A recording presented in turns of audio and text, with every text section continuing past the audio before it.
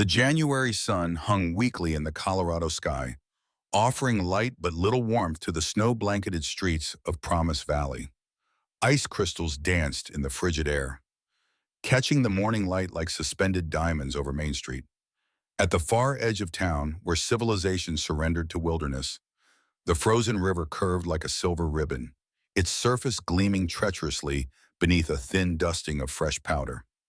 Tommy Wheeler stepped onto the ice with boyish confidence, ignoring his mother's warnings about the river's dangers. At 12 years old, he considered himself practically a man, especially since his father's passing had left him the man of the house. The ice groaned beneath his boots as he ventured further from shore, following deer tracks that crossed the frozen expanse. Bet they know all the safe spots, he muttered to himself, clutching a worn notebook where he recorded observations about animal behavior. Tommy dreamed of becoming an engineer one day, building bridges and railways that would connect Promise Valley to the wider world. He didn't notice the darkening patch of ice until his next step sent a spiderweb of cracks shooting outward. The sound, like gunshots in the winter silence, froze him in place. His heart hammered against his ribs as the ice beneath him began to sag. From her vantage point at Widow Coleman's house on the hill overlooking the river, Abigail Abby Lawson spotted the boy's peril before anyone else. She'd been delivering freshly darned stockings to the elderly former teacher when movement on the river caught her eye. "Martha," she called over her shoulder, already pulling on her coat. "It's the Wheeler boy. He's on the ice." The elderly woman appeared in the doorway, spectacles perched on her nose. "Lord have mercy," she whispered, watching as Abby flew down the hill toward the riverbank. Abby ran with single-minded determination, her threadbare coat flapping behind her. Her long auburn hair, hastily secured at the nape of her neck, came loose in the wind. 22 years of hardship had taught her that hesitation could be fatal, whether facing a man's unwanted advances or a winter storm without shelter. She heard the ice give way before she saw it, a sickening crack followed by a child's terrified scream. Tommy had plunged through the surface up to his chest, his small hands clawing desperately at the jagged edges as the current pulled at his legs. Without pausing to consider her actions, Abby slid onto her stomach at the river's edge, distributing her weight as she inched toward the struggling boy. The cold bit through her clothing instantly, but she focused only on the distance remaining. "Hold still, Tommy," she called, her voice steady despite the hammering of her heart. "The more you fight, the faster the ice will break." The boy's face was pale with terror, his lips already taking on a bluish tint. "I can't. It's pulling me." "Look at me, not the water," Abby commanded, continuing her careful approach. "I'm coming to you." By now, people had begun to gather on the shore. Abby recognized Mrs. Wheeler's distinctive wail rising above the murmurs of the crowd. "That Lawson girl, what's she doing?" someone asked. "She'll fall in herself," another replied. "Somebody get a rope," called a more practical voice. But Abby blocked out the voices, focusing entirely on Tommy's terrified eyes. She had almost reached him now, close enough to see the ice continuing to fracture beneath his failing grip. "Give me your hand, Tommy," she said, extending her arm. "Quick now." The boy reached for her and their fingers touched briefly before he slipped further into the frigid water. His scream pierced the winter air. Without hesitation, Abby lunged forward, grasping his coat collar just before he disappeared completely. The sudden movement cracked the ice beneath her, plunging her into the numbing cold up to her waist. Gasping at the shock, she nevertheless maintained her grip on the boy, using her free arm to anchor herself to the more solid ice behind her. With strength born of desperation, she heaved Tommy upward, pushing him onto the ice surface. "Crawl," she ordered through chattering teeth. "Spread your weight. Crawl toward shore." The boy obeyed, his sodden clothes already stiffening in the freezing air. Abby struggled to pull herself from the water, her limbs growing heavier with each passing second as the cold sapped her strength. Finally reaching solid ground, she collapsed beside Tommy, both of them shivering violently. The crowd surrounded them immediately, someone draping a horse blanket over the boy while keeping a careful distance from Abby. Gertrude Wheeler pushed through the onlookers, falling to her knees beside her son. Relief contorted her features for only a moment before hardening into familiar disdain as her gaze fell on Abby. "Don't touch my son. You—" She bit off the word, glancing at the crowd. "You've done enough. Stay away from him." Abby struggled to her feet, water streaming from her clothes. The bitter wind cut through her wet garments, but Mrs. Wheeler's words stung more sharply. He was drowning, Abby said simply, wrapping her arms around herself as ice crystals began forming in her hair. And what were you doing watching my son in the first place? Mrs. Wheeler demanded, pulling Tommy protectively against her. Always lurking about, aren't you? Martha Coleman had made her way down the hill, leaning heavily on her walking stick. For heaven's sake, Gertrude, the girl just saved Tommy's life. But Mrs. Wheeler was already leading her son away, the crowd parting before them like the Red Sea. A few people cast uncertain glances toward Abby, but no one offered her assistance. Come on, child, Martha said gently, placing a bony hand on Abby's shoulder. Let's get you warm before you catch your death. The two women made their slow way back up the hill, leaving wet footprints in the snow that began to freeze almost immediately behind them. An hour later, dressed in borrowed clothes that hung loosely on her frame, Abby sat before Martha Coleman's fireplace, a steaming cup of tea warming her still trembling hands. Her own clothes hung by the hearth, steam rising from them as they dried. You shouldn't have risked yourself like that, Martha scolded, though her eyes shone with pride. That river's claimed stronger folk than you. Abby stared into the flames. I couldn't just watch him drown. No, I suppose you couldn't. Martha settled into her rocking chair with a sigh. You've always had more courage than sense, Abigail Lawson. A faint smile touched Abby's lips. Not much use for sense in this town. Hasn't done me any favors. Sense is never wasted, Martha countered, reaching for her knitting. Though I grant you, Promise Valley's not keen on recognizing it in women, especially saloon girls, Abby finished quietly. The older woman's fingers stilled on the needles. You're more than that label, Abby. Always have been. Abby didn't respond. After 3 years of serving whiskey to miners and traveling salesmen at the Frontier Saloon, she knew exactly how the town saw her. Never mind that she served drinks and nothing more, or that she'd taught herself to read and calculate figures better than most men in Promise Valley. Once a woman worked at the saloon, her worth was decided. I should get back, she said finally, rising to check her clothes. Mr. McGrath doesn't approve of tardiness. Martha's expression darkened. That man works you too hard for too little pay. It's work, Abby replied simply. In Promise Valley, 1883, that was enough. She changed back into her own clothes, still slightly damp but wearable. As she prepared to leave, Martha pressed a small book into her hands. New arrival, Monsieur, the older woman said with a conspiratorial smile. Engineering principles. Thought you might find it interesting. Abby's eyes lit up momentarily before caution reasserted itself. I'll have to be careful. After last time, Martha nodded grimly. 2 months earlier, Judge Clayton had caught Abby reading a scientific journal behind the saloon. His subsequent lecture about women's delicate constitutions being damaged by excessive learning had been delivered loudly enough for half the town to hear. Knowledge is never wasted, Martha repeated, her faded blue eyes fierce behind her spectacles. No matter what they say. With the book safely hidden inside her coat, Abby made her way back toward town. The sun was beginning its early winter descent, casting long shadows across the snow. She took a moment to count the coins in her pocket, 6 in total, everything she owned in the world after paying for her meager lodgings above the saloon. Not for the first time, she considered leaving Promise Valley behind. $27 hidden in a tin beneath her bed, saved penny by penny over 3 years. Not enough for a train ticket to San Francisco and the teaching positions rumored to be available there. Not yet, but someday.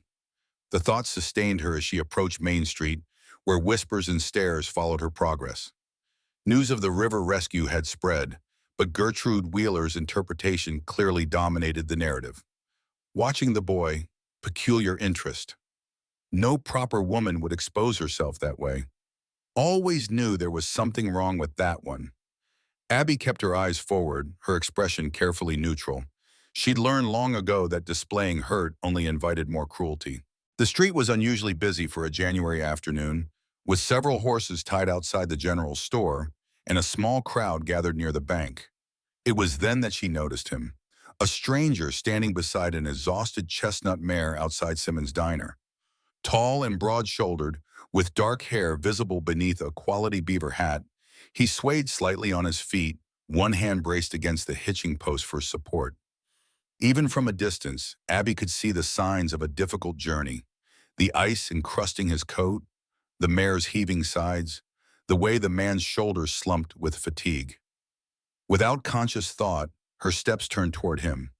The stranger's face was partially obscured by a frost-coated beard, but his eyes, a startling clear blue, locked onto hers as she approached.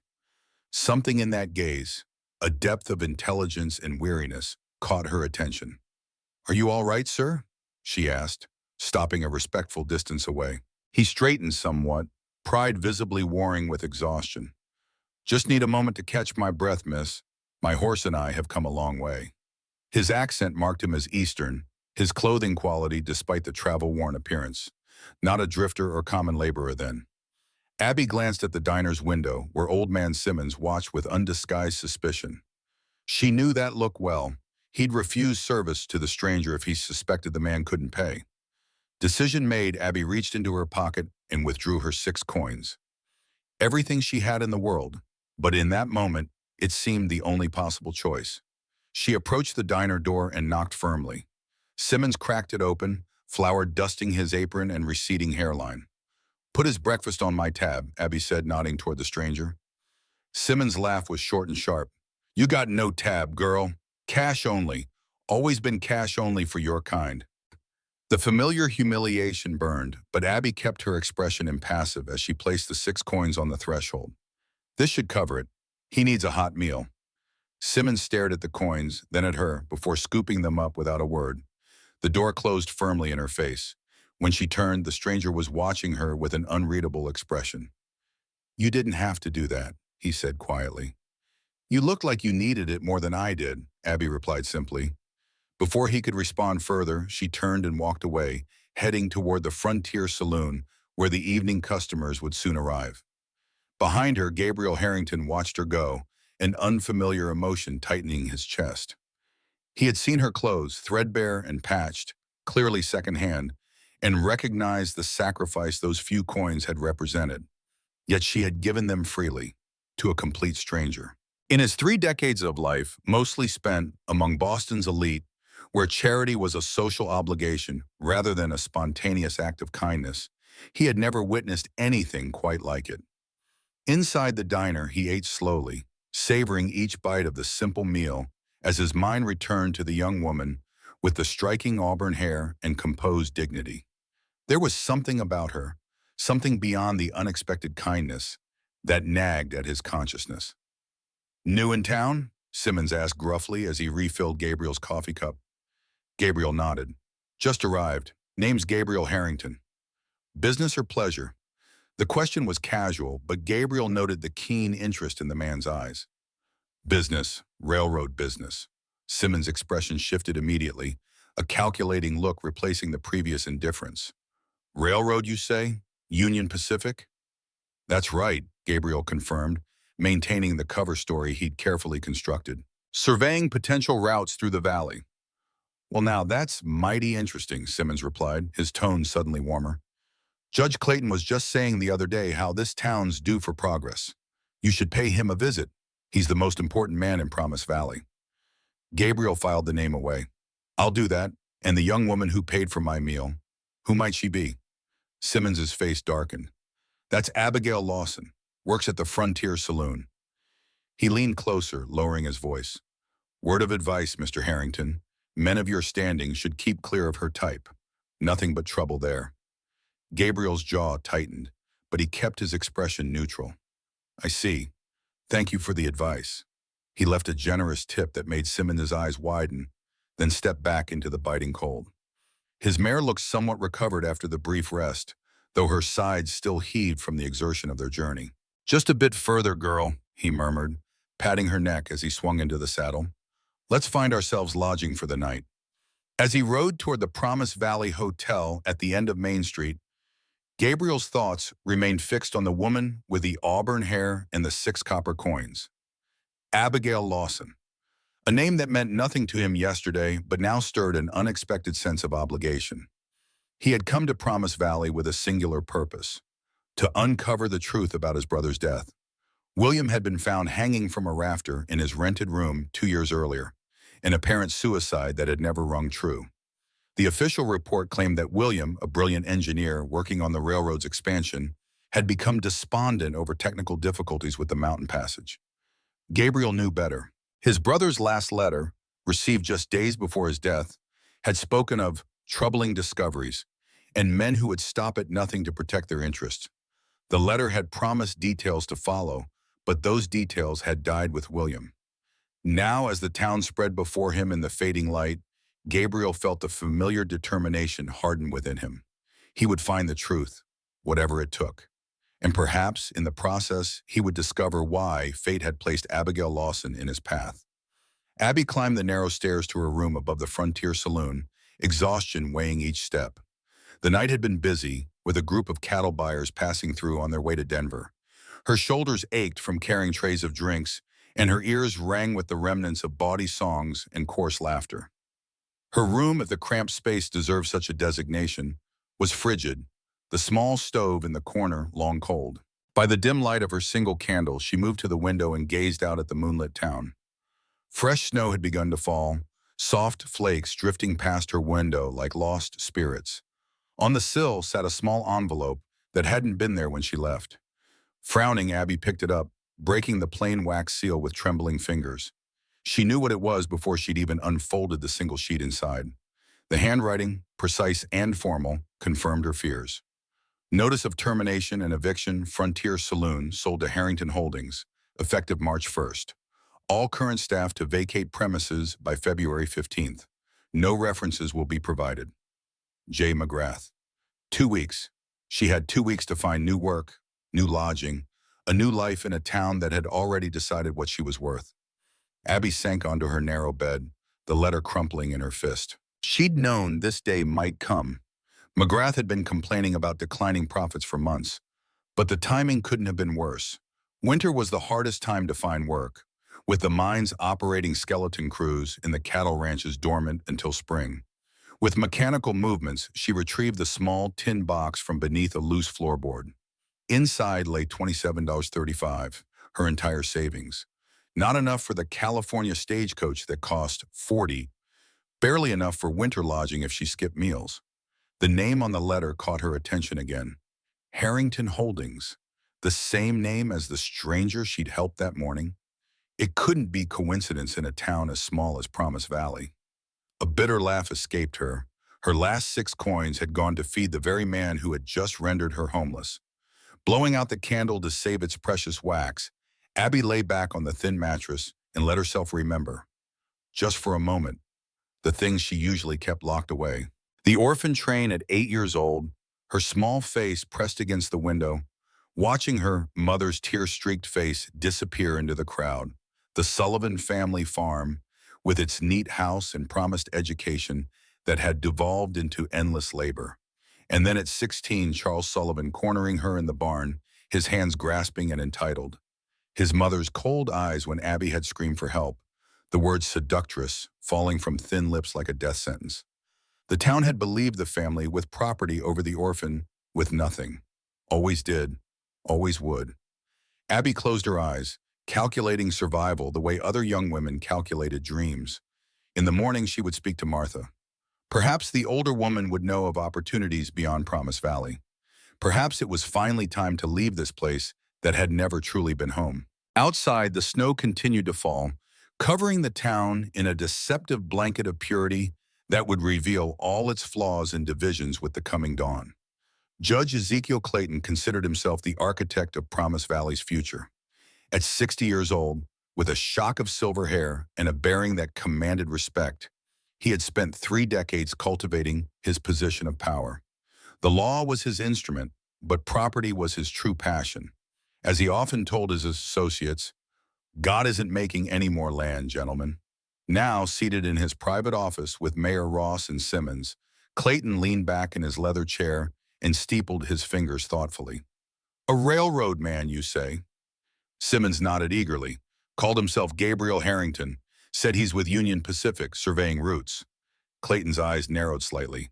Harrington, the name's familiar. Might be related to that engineer who killed himself a couple years back. Mayor Ross suggested. William something or other. William Harrington, Clayton said softly, the memory surfacing. Yes, of course. Troubled young man. Shame about what happened.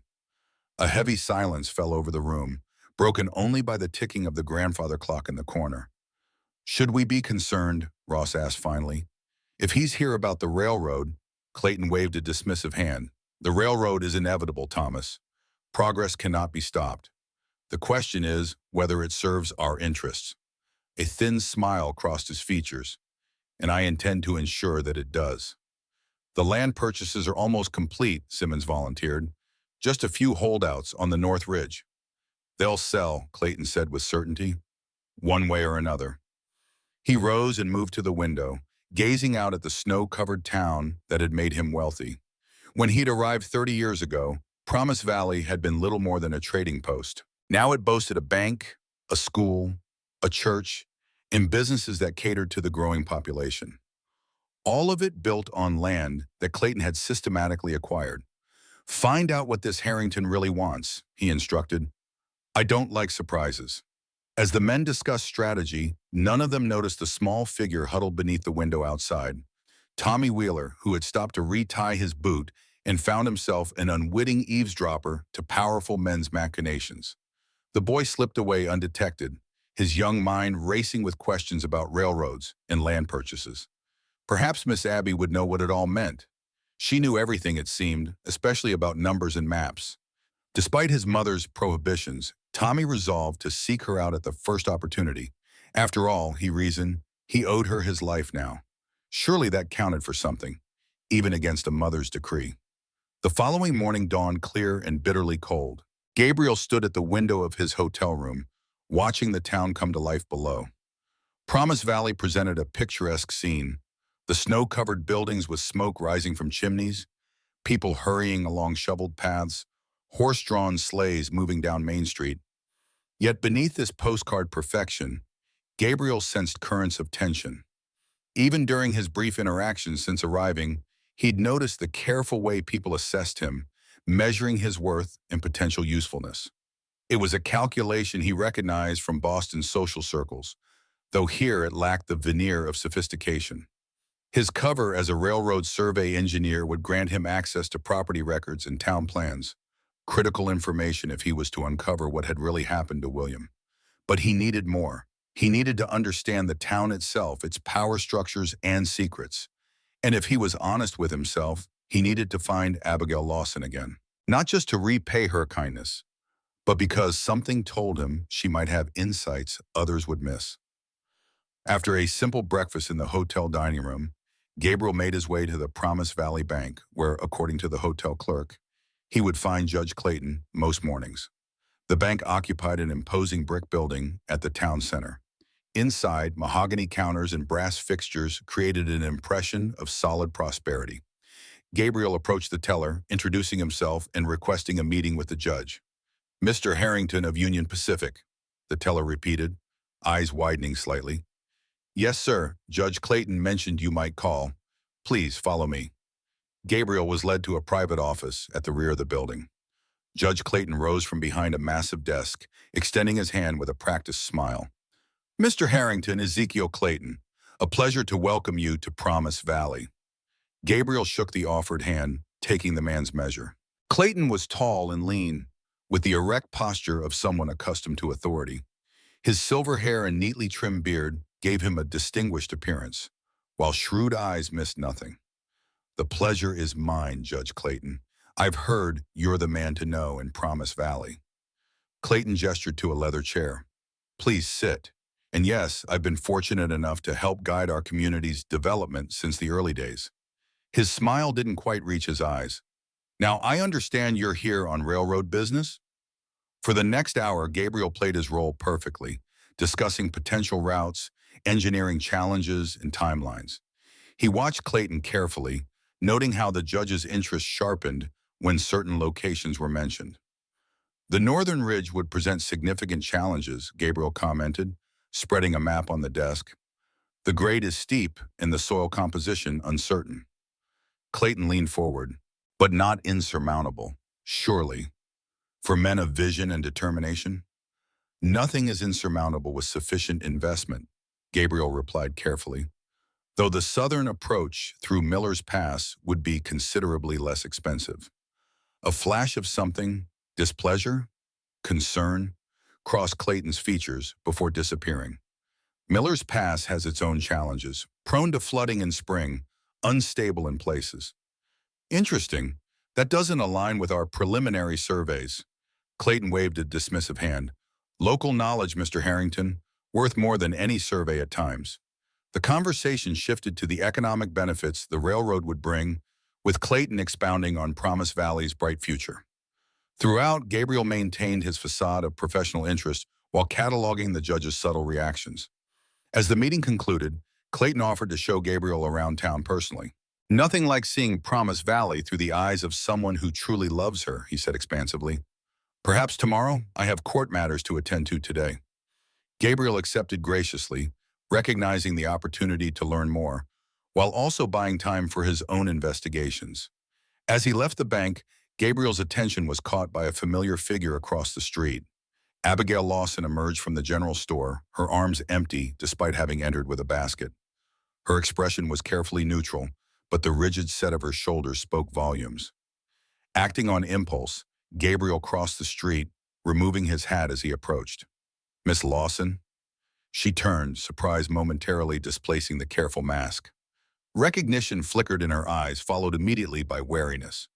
"Mr. Harrington," she acknowledged with a slight nod. "I trust you found Simmons' cooking satisfactory?" "Indeed, thanks to your generosity." He hesitated, uncomfortably aware of curious eyes watching their exchange. "I'd like to repay your kindness, if I may." "That's not necessary," she replied, already turning to leave. "Please," Gabriel said, lowering his voice. "I insist, and I believe we may have matters of mutual interest to discuss." Abby paused, studying him with those remarkable eyes, a clear gray that reminded him of dawn breaking over the Atlantic. "What matters might those be, Mr. Harrington?" "The recent sale of the Frontier Saloon, for one." Her expression shuddered immediately. "I see news travels fast in Promise Valley." "I make it my business to know about my investments," Gabriel replied carefully. "Though in this case, I find myself concerned about the consequences for current employees." A bitter smile touched her lips. "Your concern comes rather late, Mr. Harrington." Before Gabriel could respond, Mrs. Wheeler appeared with Tommy in tow. The woman stopped short at the sight of Abby, her expression souring. "Come along, Tommy," she said sharply, pulling the boy by his arm. "We don't associate with her kind." Tommy, however, twisted free and darted toward Abby, his young face earnest. "Miss Abby, I wanted to thank you for saving me yesterday. Ma wouldn't let me before, but I—" "Thomas Wheeler," his mother cut in, face flushed with embarrassment. "Get back here this instant." The boy hesitated, torn between obedience and gratitude. Abby solved his dilemma by giving him a gentle smile. "You're welcome, Tommy," she said softly. "Just stay off the ice from now on, all right?" Tommy nodded, then reluctantly rejoined his mother, who seized his arm with punishing force. As they walked away, the boy looked back over his shoulder, his expression confused and troubled. Gabriel had watched the exchange with growing indignation. "Does everyone in this town treat you so poorly?" he asked when the Wheelers were out of earshot. Abby's gaze returned to him, measuring and cautious. "You'll find Promise Valley quite traditional in its values, Mr. Harrington. Now, if you'll excuse me, I have matters to attend to." "Wait," Gabriel said, making a swift decision. "I have a proposition for you, Miss Lawson. A business proposition," he clarified, seeing her expression harden. "Would you grant me a few minutes of your time, perhaps at the hotel restaurant, where we might speak privately?" Abby hesitated, clearly weighing her options. Finally, she nodded once. "Very well, Mr. Harrington. Tomorrow at noon. I have work until then." "Thank you," Gabriel said sincerely. "I promise you won't regret it." As she walked away, Gabriel became aware of whispers and stares directed his way. His brief interaction with Abigail Lawson had apparently violated some unwritten rule of Promise Valley society. Good, he thought grimly. Perhaps it was time someone challenged the rules in this town. Starting with discovering why a woman of obvious intelligence and character was treated as an outcast. Returning to his hotel, Gabriel requested stationery and began drafting a letter to his law partner in Boston. If he was to move forward with both his investigation and his unexpected interest in the Frontier Saloon, he would need legal documentation expedited. As twilight settled over Promise Valley, transforming the snow-covered landscape into a study in blue shadows, Gabriel found his thoughts repeatedly returning to Abigail Lawson and the quiet dignity with which she faced the town's contempt. There was a mystery there, one that might, he suspected, connect in unexpected ways to his search for William's killers. In the small room above the saloon, Abby prepared for her shift, mind racing with questions about Gabriel Harrington and his sudden appearance in Promise Valley. The coincidence seemed too great. First his arrival, then the sale of the Frontier. Yet something about him suggested honesty, despite his obvious wealth and education. Tomorrow's meeting might provide answers, but Abby knew better than to hope for salvation from any man, no matter how well-intentioned. In her experience, good intentions paved roads to places far worse than hell. Still, as she descended to the saloon floor, a small, treacherous spark of curiosity had ignited within her, the first such feeling she'd allowed herself in years. Martha Coleman's small house perched on the eastern hill overlooking Promise Valley, its weathered clapboards testament to decades of harsh mountain winters. Inside, however, warmth and knowledge flourished.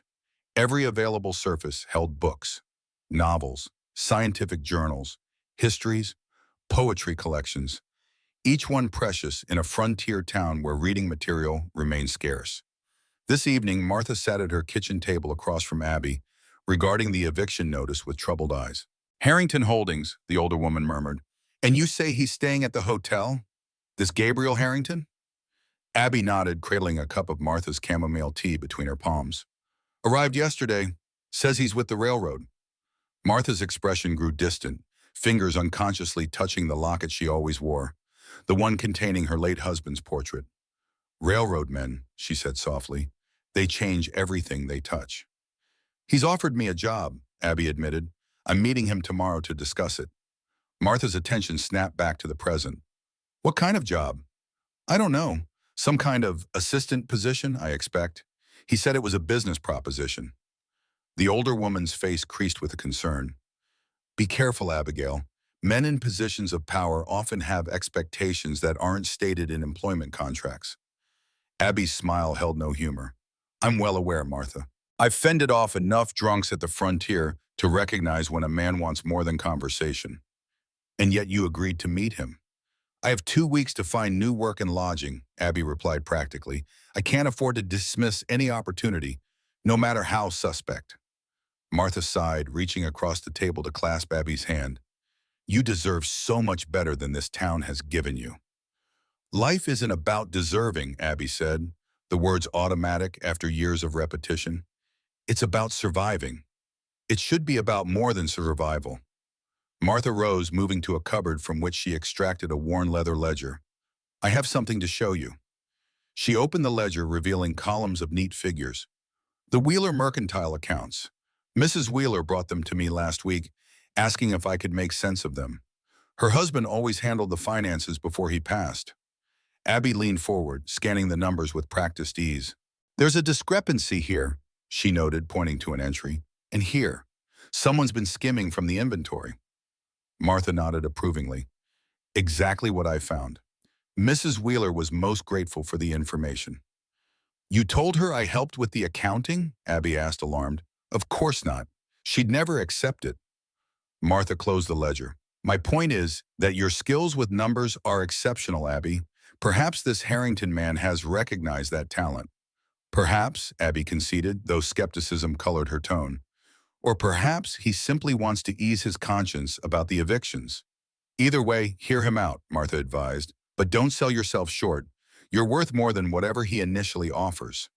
As Abby prepared to leave, Martha handed her another book, this one on railway engineering. "For your collection," she said with a conspirator's smile. "Knowledge is never wasted." Outside, the night had deepened, stars pricking the black velvet sky with diamond clarity.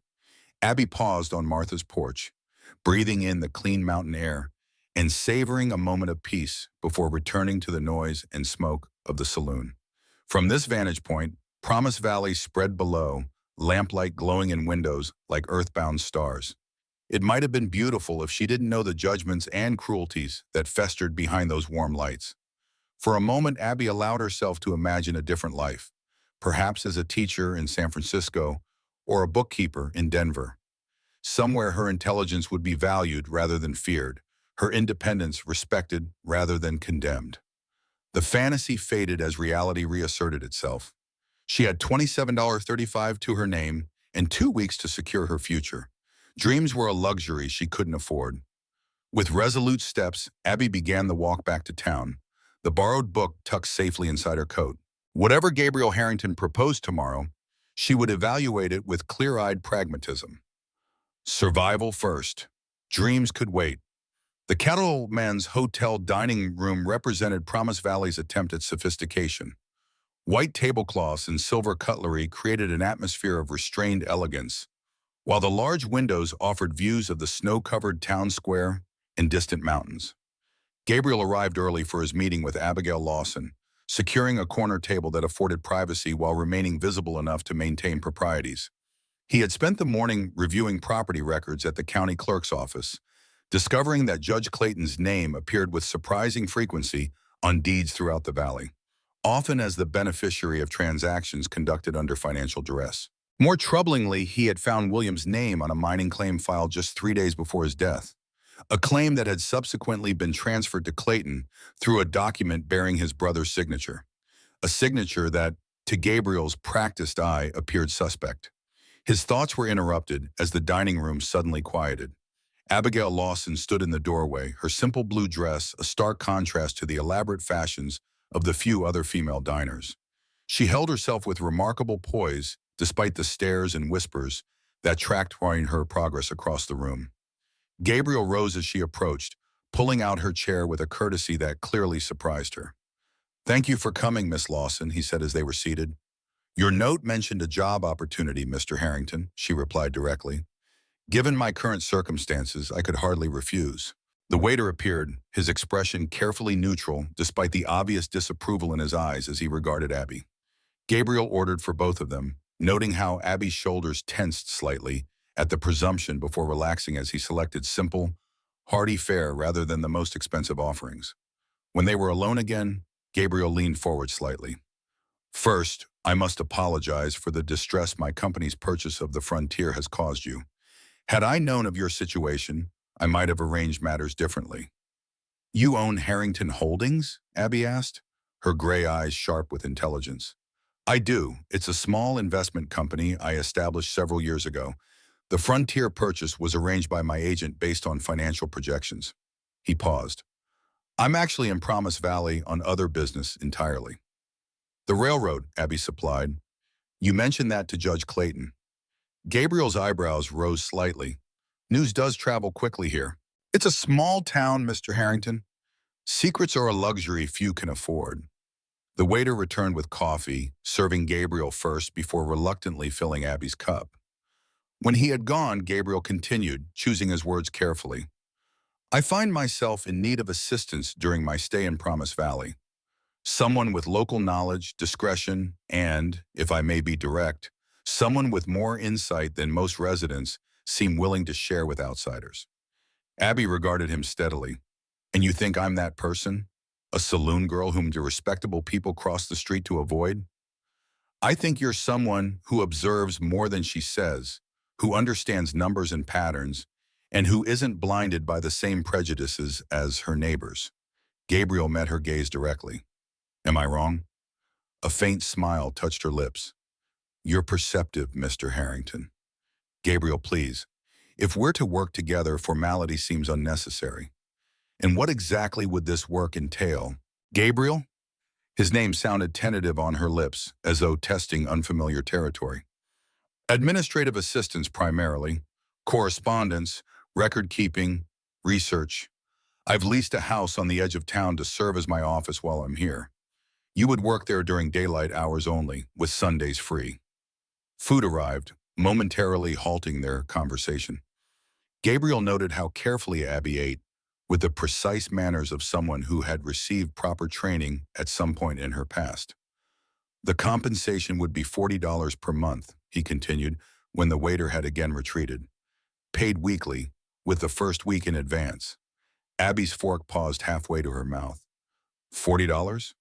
It was a generous sum, nearly triple what she earned at the saloon. Too generous, perhaps, which clearly triggered her suspicion.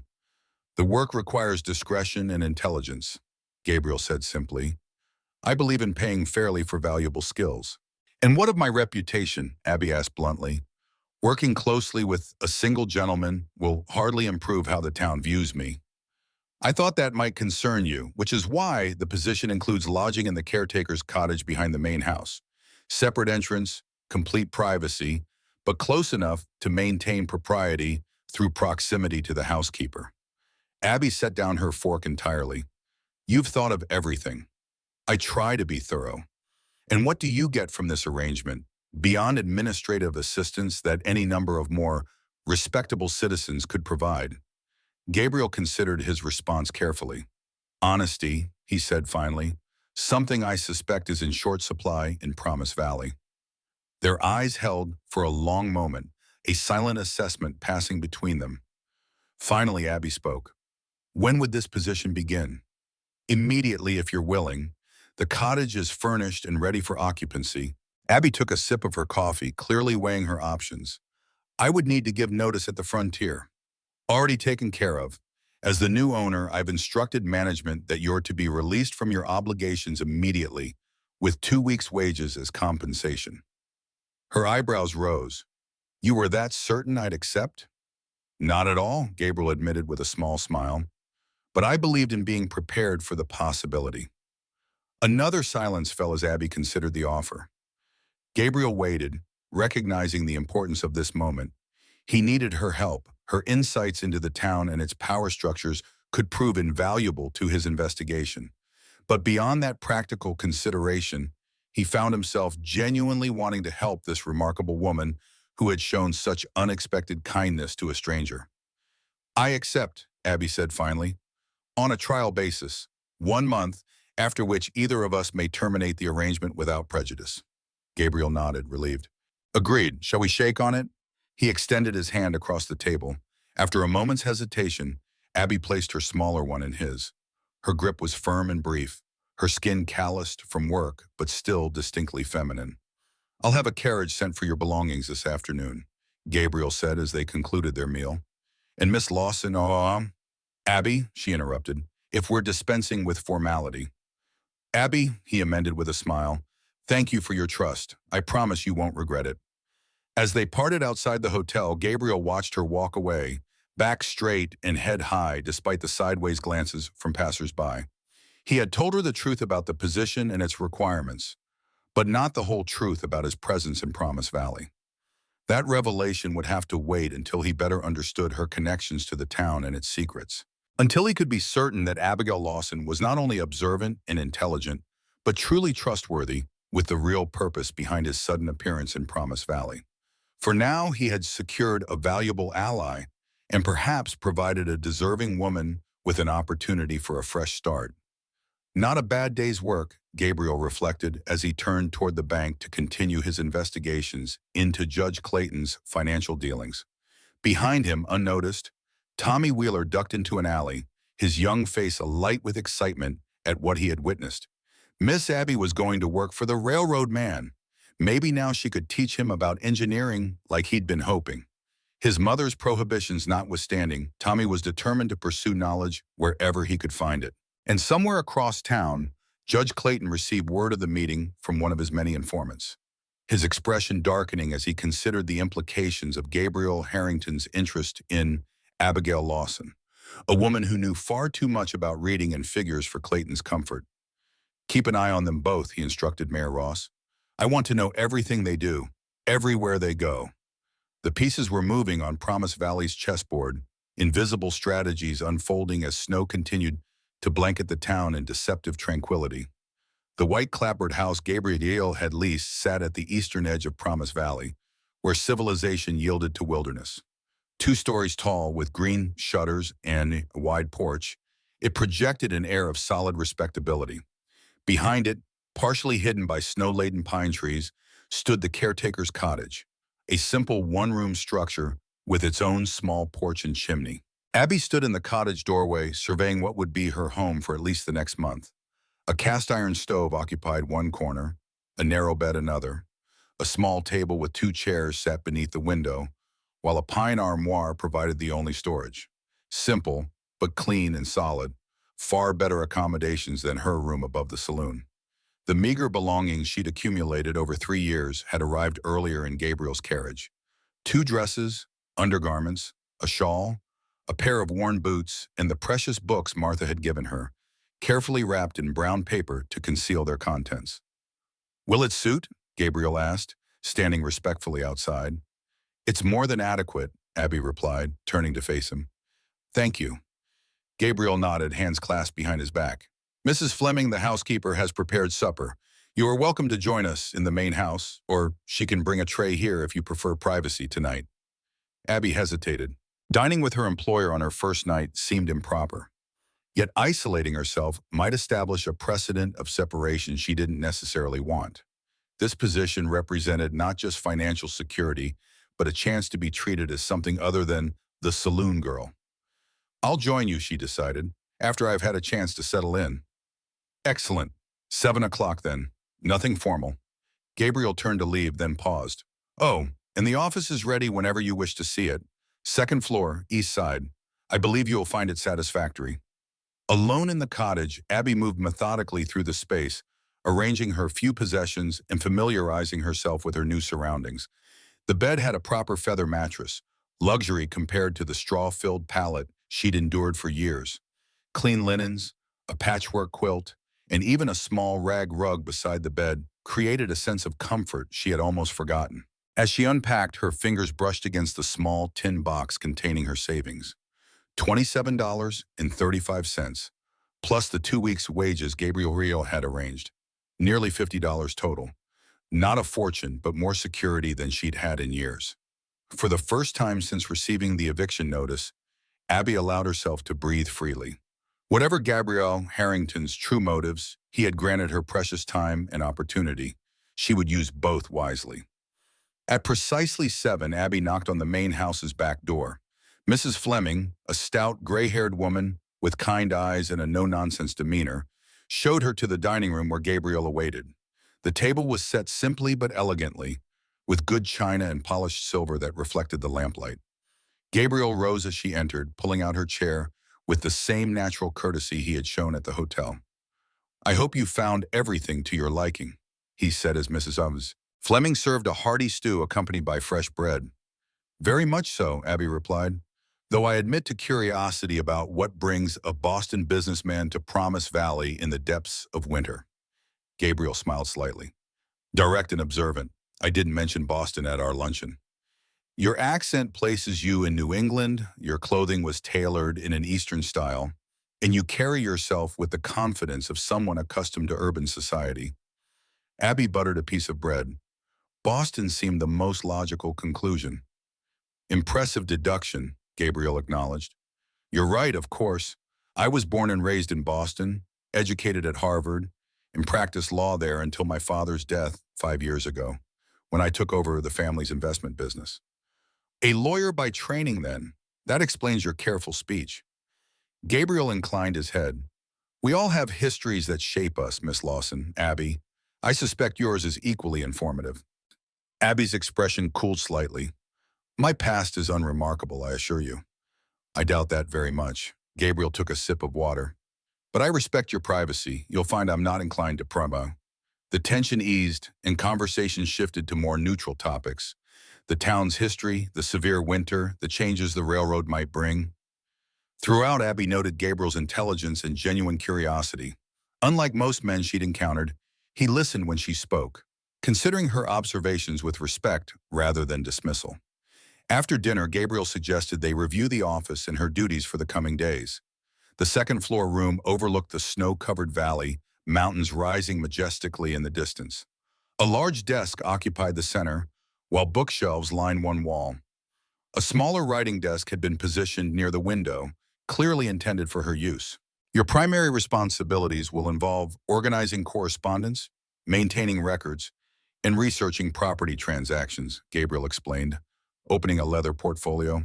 I'm particularly interested in land sales over the past 5 years, especially those involving Judge Clayton or Mayor Ross. Abby's eyebrows rose slightly. That's an interesting focus. Is it? Gabriel's expression revealed nothing. Judge Clayton is involved in most significant transactions in Promise Valley. His position gives him advanced knowledge of developments that might affect property values. A convenient arrangement for a man with investment interest, Gabriel observed. Abby studied him thoughtfully. The railroad survey isn't your only purpose here, is it, Mr. Harrington? For a moment, Gabriel seemed to debate with himself. Finally, he moved to close the office door, ensuring their privacy. No, he admitted, though the survey is legitimate, Union Pacific has contracted with my company to assess potential roads. What then? Gabriel hesitated, then reached into a drawer, withdrawing a daguerreotype in a small silver frame. He placed it on the desk before her. The image showed a younger version of Gabriel standing beside another man, similar in appearance, though slighter in build and with a more serious expression. Both wore the formal attire typical of an expensive portrait sitting. My brother William, Gabriel said softly. 2 years ago, he was found hanging in his room at the Promise Valley Hotel. The official determination was suicide. Abby studied the image, recognition dawning. The engineer, she murmured. I remember. There was talk. What kind of talk? Gabriel asked sharply. Abby chose her words carefully. Some thought it strange. He had seemed enthusiastic about his work, not despondent. He wasn't suicidal, Gabriel stated flatly. William wrote to me just days before his death. He mentioned discovering something significant, something that certain people would stop at nothing to protect. His jaw tightened. 3 days later, he was dead. Understanding bloomed. You're here to investigate his death. I'm here for justice, Gabriel corrected. William was brilliant, dedicated.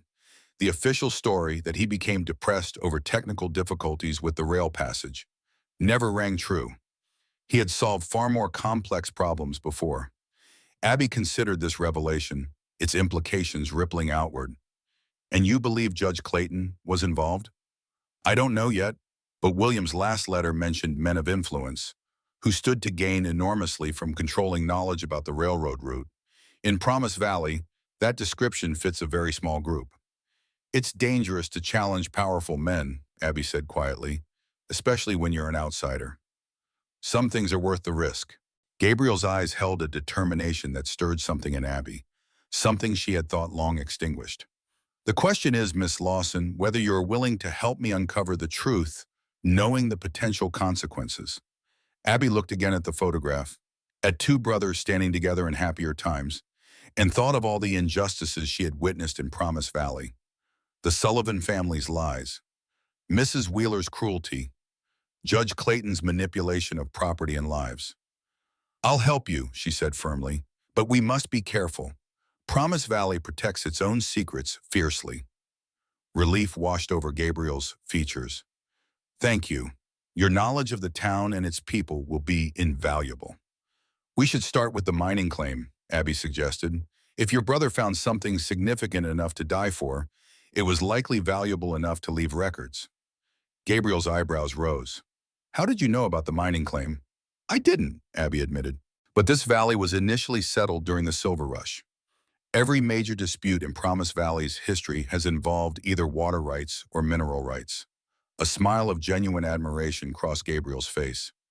Logical deduction indeed, you're right. William filed a claim 3 days before his death.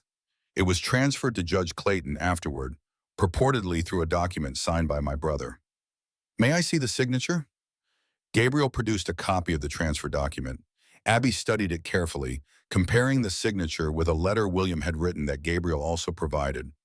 The slant is wrong, she said after several moments, and the pressure points don't match. Whoever signed this was attempting to imitate your brother's hand, but they pressed too hard on the downstrokes. You have experience with handwriting analysis? Gabriel asked, impressed. A shadow passed over Abby's face. Let's just say I've had reason to verify the authenticity of signatures before. Before Gabriel could inquire further, a knock sounded at the door. Mrs. Fleming entered with a tea tray, her presence dispelling the intensity of the moment. "I thought you might appreciate some refreshment," the housekeeper said, setting down the tray.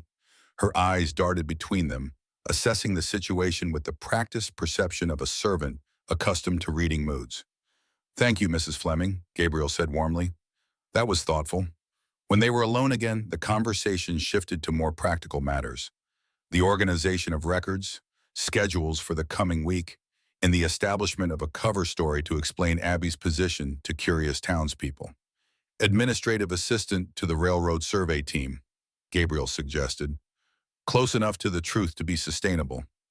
"And my living arrangements?" Abby asked practically. "The town will talk." "Let them. Ms. Fleming provides adequate chaperonage, and your cottage ensures proper separation. Besides," he added with a touch of cynicism, "Promise Valley has already judged you. Their opinion can hardly fall lower." "True enough," Abby acknowledged, though the reminder stung. As the evening concluded, Gabriel walked Abby back to her cottage, a lantern illuminating their path through the snow. They paused at her door, the silence between them comfortable, yet charged with the weight of their new alliance. "Tomorrow we begin in earnest," Gabriel said. "I appreciate your willingness to trust me, Abby." "I haven't decided whether to trust you entirely," she replied honestly. "But I believe in justice, and I believe your brother deserves it." Gabriel nodded, understanding her caution. "Fair enough. Good night, then." "Good night, Gabriel." As his footsteps crunched away through the snow, Abby entered her cottage, mind whirling with the day's revelations. She had aligned herself with Gabriel's quest for truth, a dangerous position in a town built on carefully maintained lies. Yet for the first time in years, she felt something beyond the dull determination to survive. Purpose. And perhaps, though she scarcely dared acknowledge it, the faintest flicker of hope. Tommy Wheeler pressed his face against the frosted window of the general store, watching the street with impatient eagerness. When he finally spotted Abby walking purposefully toward the post office, he slipped outside, careful to ensure his mother remained occupied with fabric selections inside. "Miss Abby," he called, hurrying to catch up. Abby turned, surprise giving way to a warm smile as she recognized the boy. "Tommy, should you be out alone in this cold?" "Ma's shopping," he explained, falling into step beside her. "Miss Abby, is it true you're working for the railroad man now?" Word traveled fast in Promise Valley, Abby reflected ruefully. "Mr. Harrington has hired me as his assistant." "Yes." Tommy's eyes widened with excitement. "For the railroad? Will there really be trains coming through Promise Valley, with steam engines and everything?" "That's what Mr. Harrington is here to determine," Abby replied, charmed by the boy's enthusiasm. "But such decisions take time." "I've been reading about locomotives," Tommy confided, "about how they work, the steam pressure, and the pistons." He hesitated, then added in a rush, "Ma doesn't approve. Says it's not practical knowledge for a shopkeeper's son." Abby heard the disappointment in his voice, recognizing a kindred spirit, a curious mind constrained by others' limited expectations. "Knowledge is never wasted, Tommy," she said gently, "no matter what anyone says." The boy beamed at her endorsement. "That's what I think too. Miss Abby, could I maybe see the railroad plans sometime, or books about engineering? I know Mr. Harrington must have some." Abby glanced around, aware of curious eyes tracking their conversation. "That might be difficult, considering your mother's feelings about me." "I could come when she's at her ladies' circle," Tommy suggested eagerly. "Tuesdays and Thursdays. She never misses it." Before Abby could respond, Mrs. Wheeler's voice cut across the street. "Thomas, come here this instant." The woman stood outside the general store, her face a mask of disapproval as she took in the scene before her. Tommy's shoulders slumped. "You'd better go," Abby said quietly. "But Tommy," she hesitated, then continued. "Martha Coleman has quite a collection of books on various subjects. She might welcome a visitor interested in learning." Tommy's expression brightened momentarily before schooling itself into the dutiful mask his mother expected. "Yes, ma'am," he said at normal volume, then added in a whisper, "Thank you, Miss Abby." As the boy trotted obediently back to his mother, Abby continued toward the post office, aware of Mrs. Wheeler's glare burning into her back. The encounter reinforced the precariousness of her position in Promise Valley. Any action, however innocent, could be interpreted through the lens of existing prejudice. Inside the post office, Abby presented the letters Gabriel had given her to mail. The postmaster, Mr. Collins, regarded her with surprise. "Working for the railroad man now, are you?" he asked, not bothering to hide his curiosity. "Mr. Harrington required administrative assistance," Abby replied neutrally. Collins raised bushy eyebrows as he weighed the letters. "Quite a change from serving drinks at the frontier."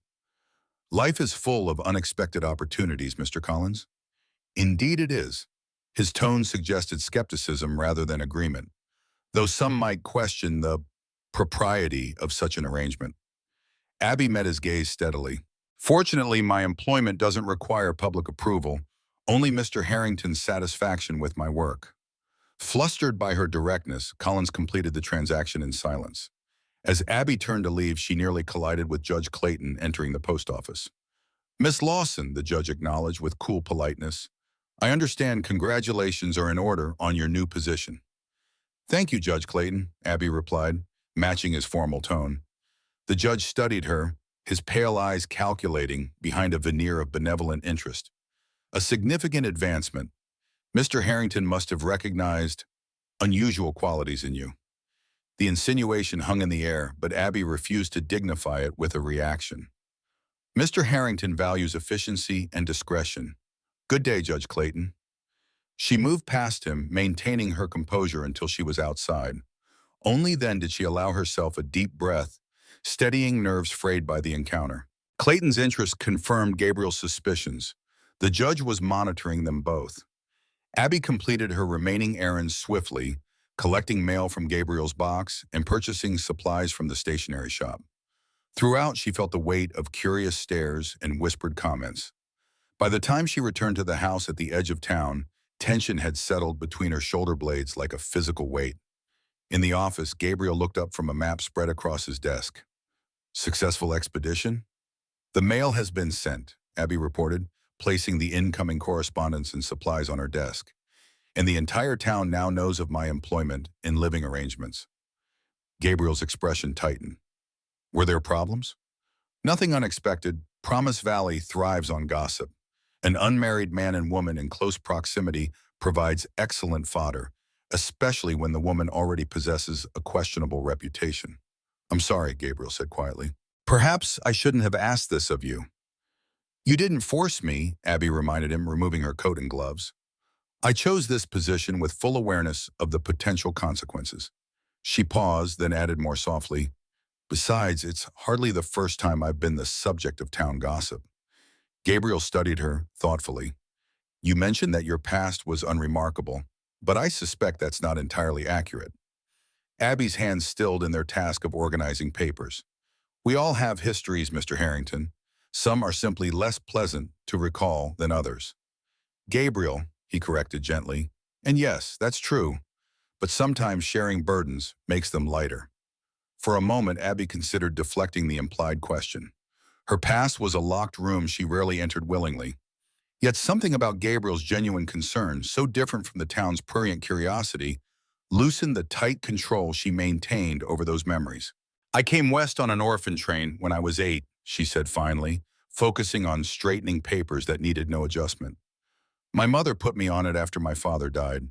She said it was temporary, just until she could establish herself somewhere.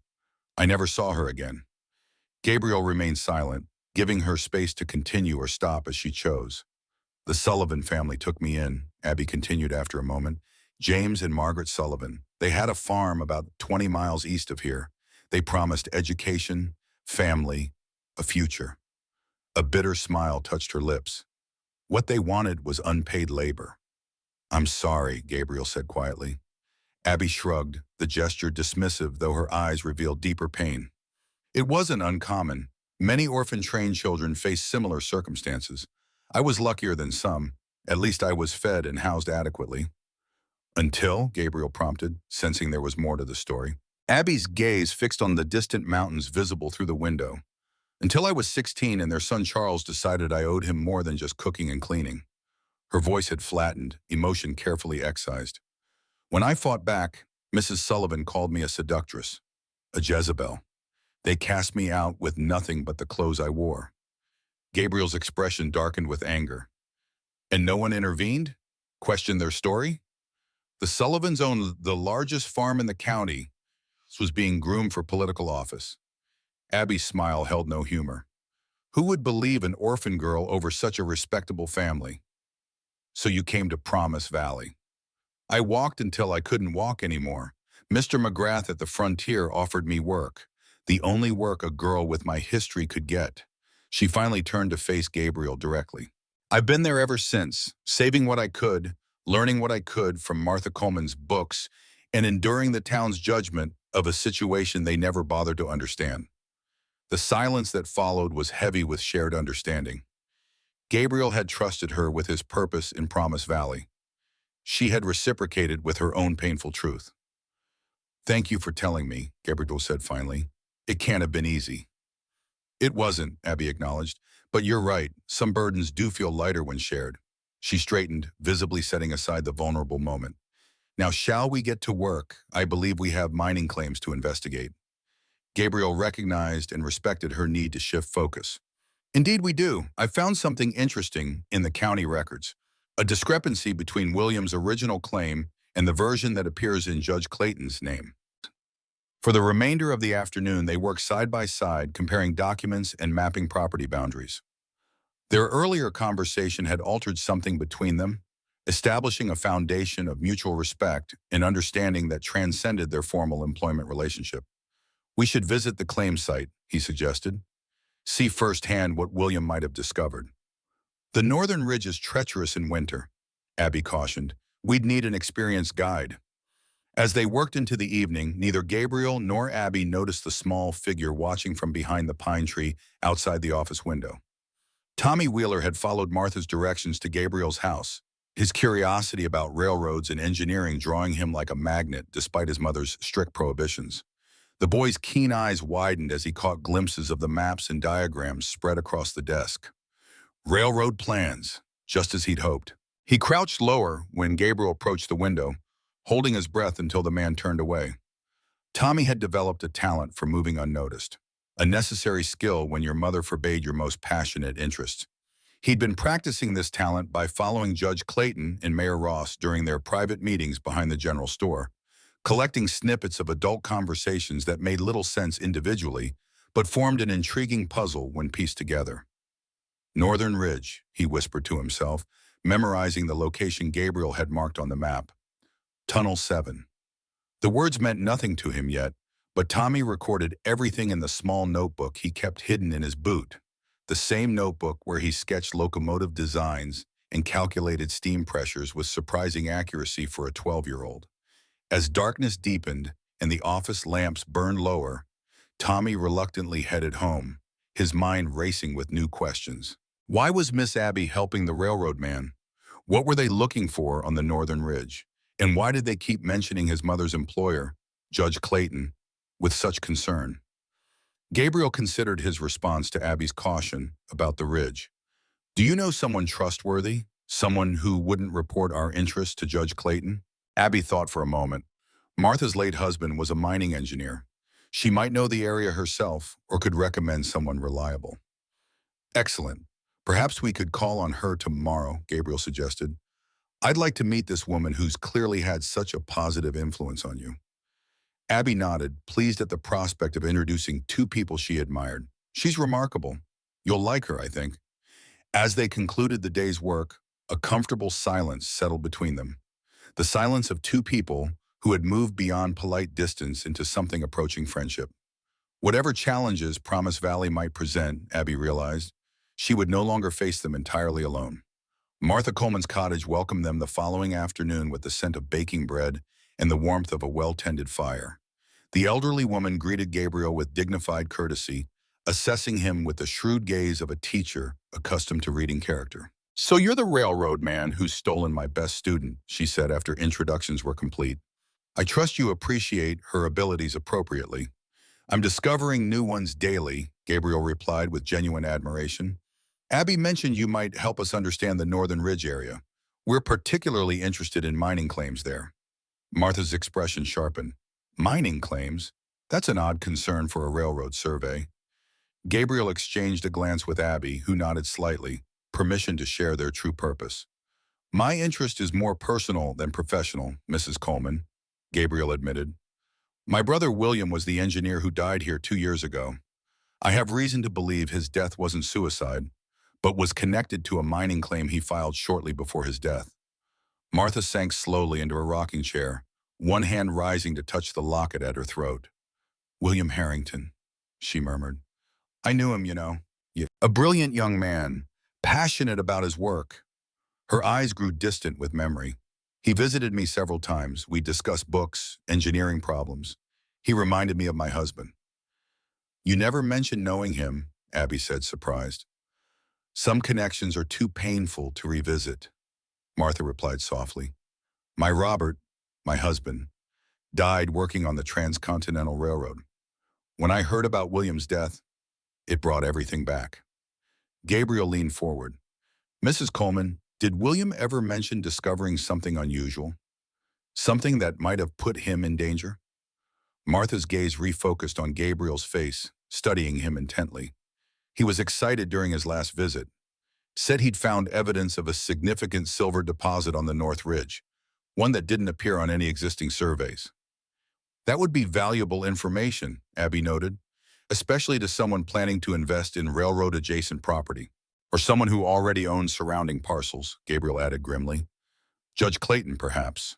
Martha's expression grew troubled. Judge Clayton has always taken a keen interest in mining operations around Promise Valley, dating back to the first silver strike in '65.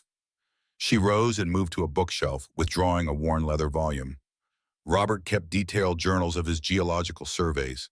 The northern ridges mapped here, though these date back 20 years. As Gabriel examined the journal, Martha continued, William asked to borrow these during his last visit, returned them the day before she paused, before he died. Was there anything unusual about his behavior that day? Gabriel asked. He seemed tense, preoccupied. Martha's brow furrowed in concentration. He said something odd as he was leaving. Sometimes what isn't on a map is more valuable than what is. I didn't understand the significance then. Gabriel and Abby exchanged meaningful glances.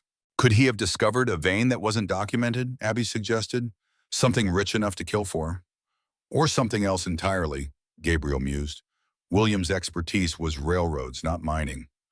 What would he recognize that others might miss? Martha moved to a trunk in the corner, opening it to reveal a collection of rolled maps and documents. These were Robert's professional papers. If you're serious about investigating the ridge, these might help identify what William found. As they spread the maps across Martha's table, the elderly woman regarded Gabriel with newfound intensity. You believe he was murdered, don't you?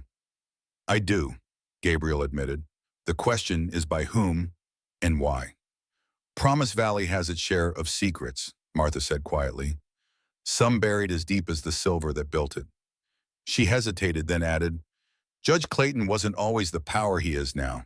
He arrived during the silver rush, a young lawyer with ambition but little else. His rise coincided with several suspicious deaths and property transfers. You're suggesting a pattern, Abby noted. I'm suggesting you both be extremely careful, Martha replied. Clayton didn't achieve his position by allowing obstacles to remain in his path. The warning hung in the air as they continued examining the maps. Gabriel identified the location of William's claim, comparing it with surrounding properties already owned by Clayton. It's an island in the middle of Clayton's holdings, he observed. If William's claim contained significant value, it would have disrupted whatever Clayton was planning. And now the claim belongs to Clayton, Abby reminded him, through a signature I'm certain was forged. Martha watched their exchange with growing concern. What do you intend to do with this information? Prove that William was murdered, Gabriel stated firmly, and expose whoever was responsible. A dangerous undertaking, Martha cautioned, but perhaps a necessary one. She rolled up one of the maps, securing it with a leather tie. Take this. It shows the old mining tunnels beneath the ridge, access points that might not appear on newer surveys. As they prepared to leave, Martha took Abby's hands in her own. Be careful, dear one. Some truths come at terrible cost. I know, Abby assured her, but as you've always taught me, knowledge is never wasted. Martha smiled sadly. Indeed, though sometimes it is hard-won. She turned to Gabriel. Your brother was a good man, Mr. Harrington. He deserves justice. Thank you, Gabriel replied, deeply moved by the old woman's support. For everything. Outside, as they settled into Gabriel's carriage for the journey back, Abby noticed a small figure watching from behind the general store across the street. Tommy Wheeler, his young face alight with curiosity. She raised her hand in a subtle greeting, which the boy returned before disappearing into the alley. We're being observed, Abby commented, not just by Tommy. Gabriel followed her gaze, noting two men loitering near the saloon, their attention far too casual to be genuine. Clayton's men? Most likely. Our visit to Martha won't go unreported. Gabriel's jaw tightened. Then we'll need to move quickly. How soon can we reach the northern ridge? With proper preparation tomorrow, Abby replied, though the weather makes it risky this time of year. Some risks are necessary, Gabriel said, his voice resolute. William deserves the truth, and so do you, Abby. As the carriage pulled away from Martha's cottage, Gabriel couldn't shake the feeling that they were approaching a precipice, one from which there would be no easy retreat. Whatever William had discovered on that ridge had cost him his life. The question remained whether the truth was worth the same price for those who sought it now. Behind them, in her small cottage, Martha Coleman held her locket, the one containing not just her husband's portrait, but a small key, a key to a safety deposit box at the Promise Valley Bank. A box containing documents William Harrington had entrusted to her the day before his death. Documents she had never dared to examine, knowing instinctively that their contents had proven fatal once already. The following morning, as Abby sorted correspondence in the office, a soft tapping at the back door interrupted her concentration. She opened it to find Tommy Wheeler, cap pulled low over his eyes, glancing nervously over his shoulder.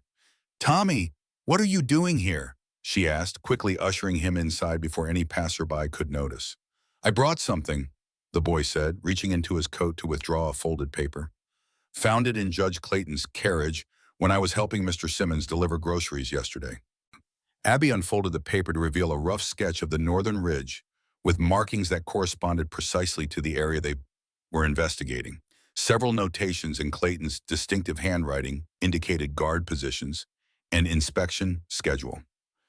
Tommy, do you understand what this means? She asked, studying the boy's earnest face.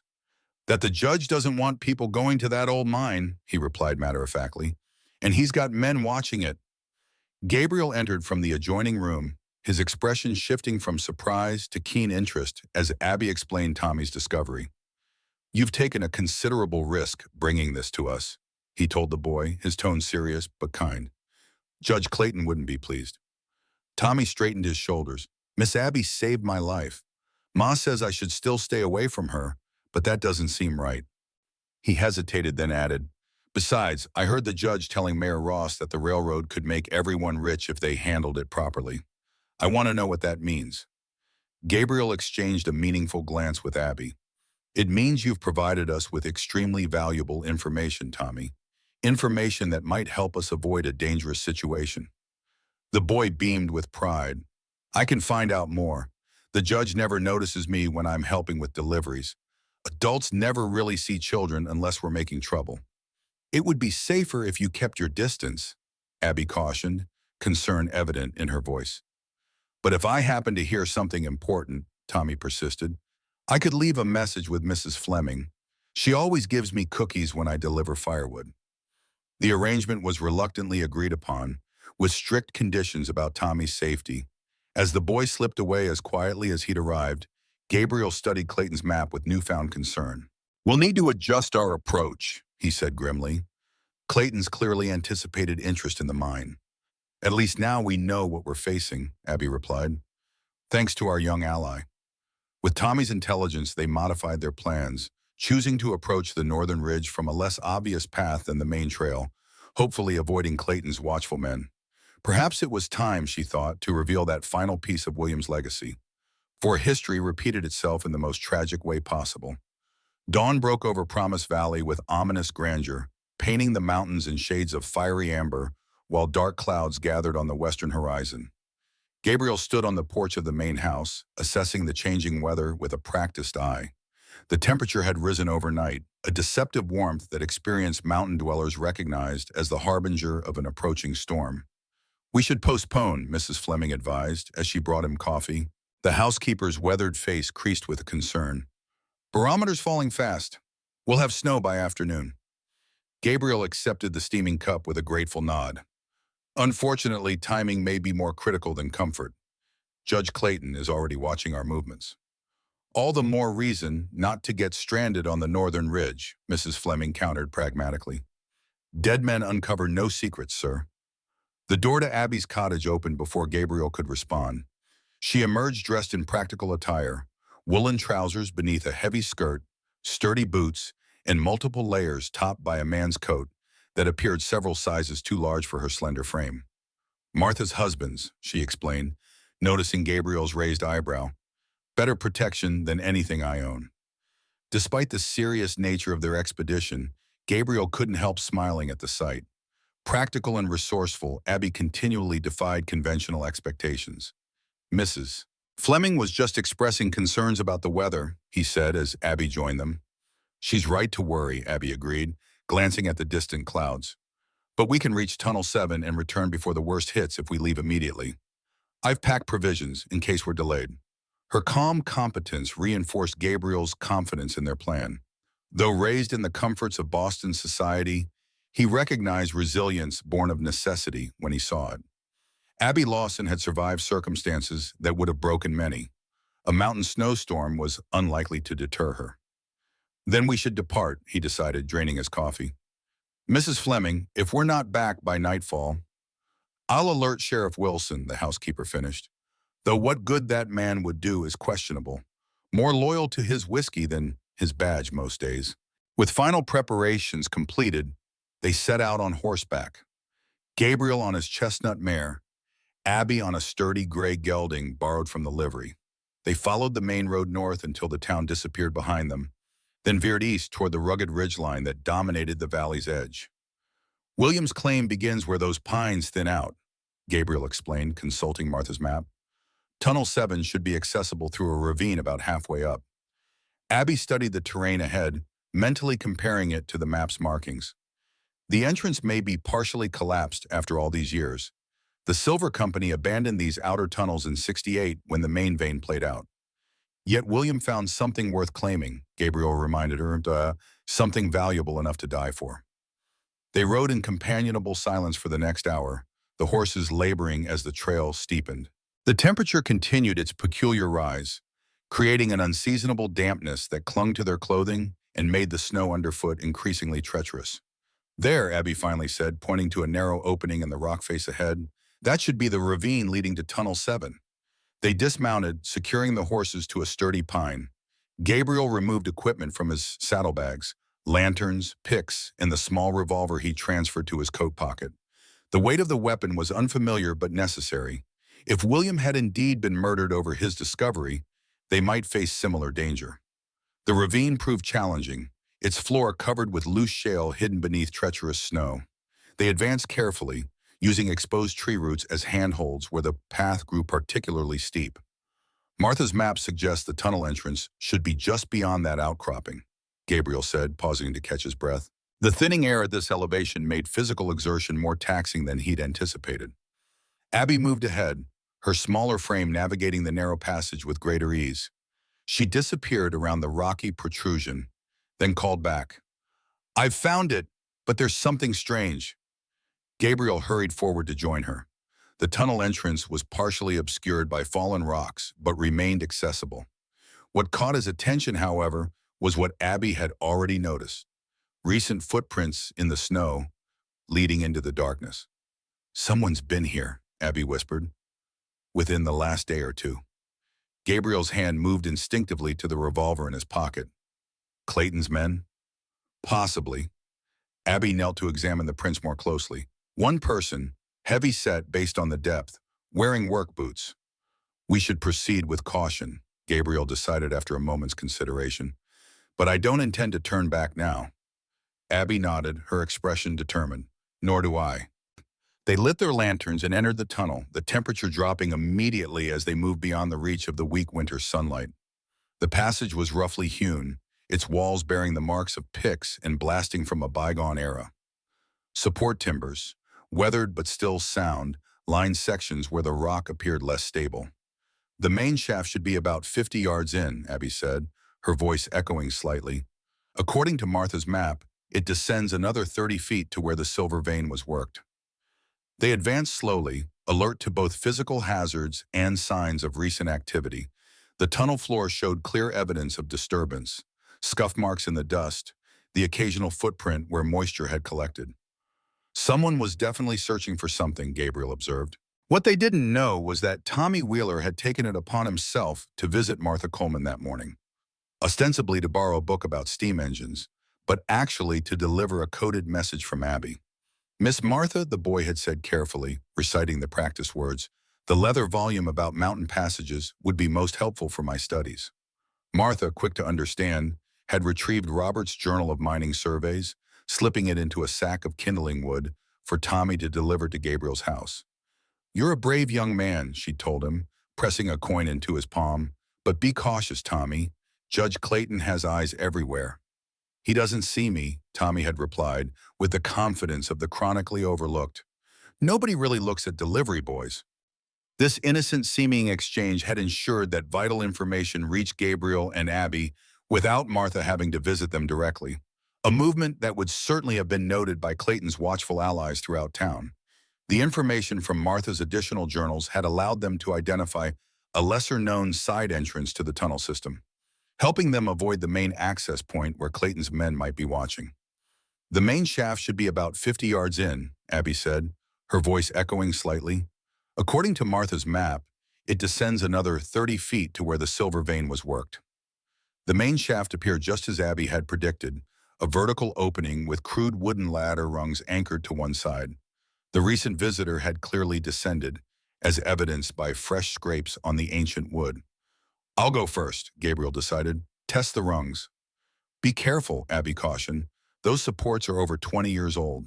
Gabriel handed her his lantern and began the descent, testing each rung before committing his weight. The ladder creaked ominously but held. When he reached the bottom, he called up, "It's secure enough. Come down slowly."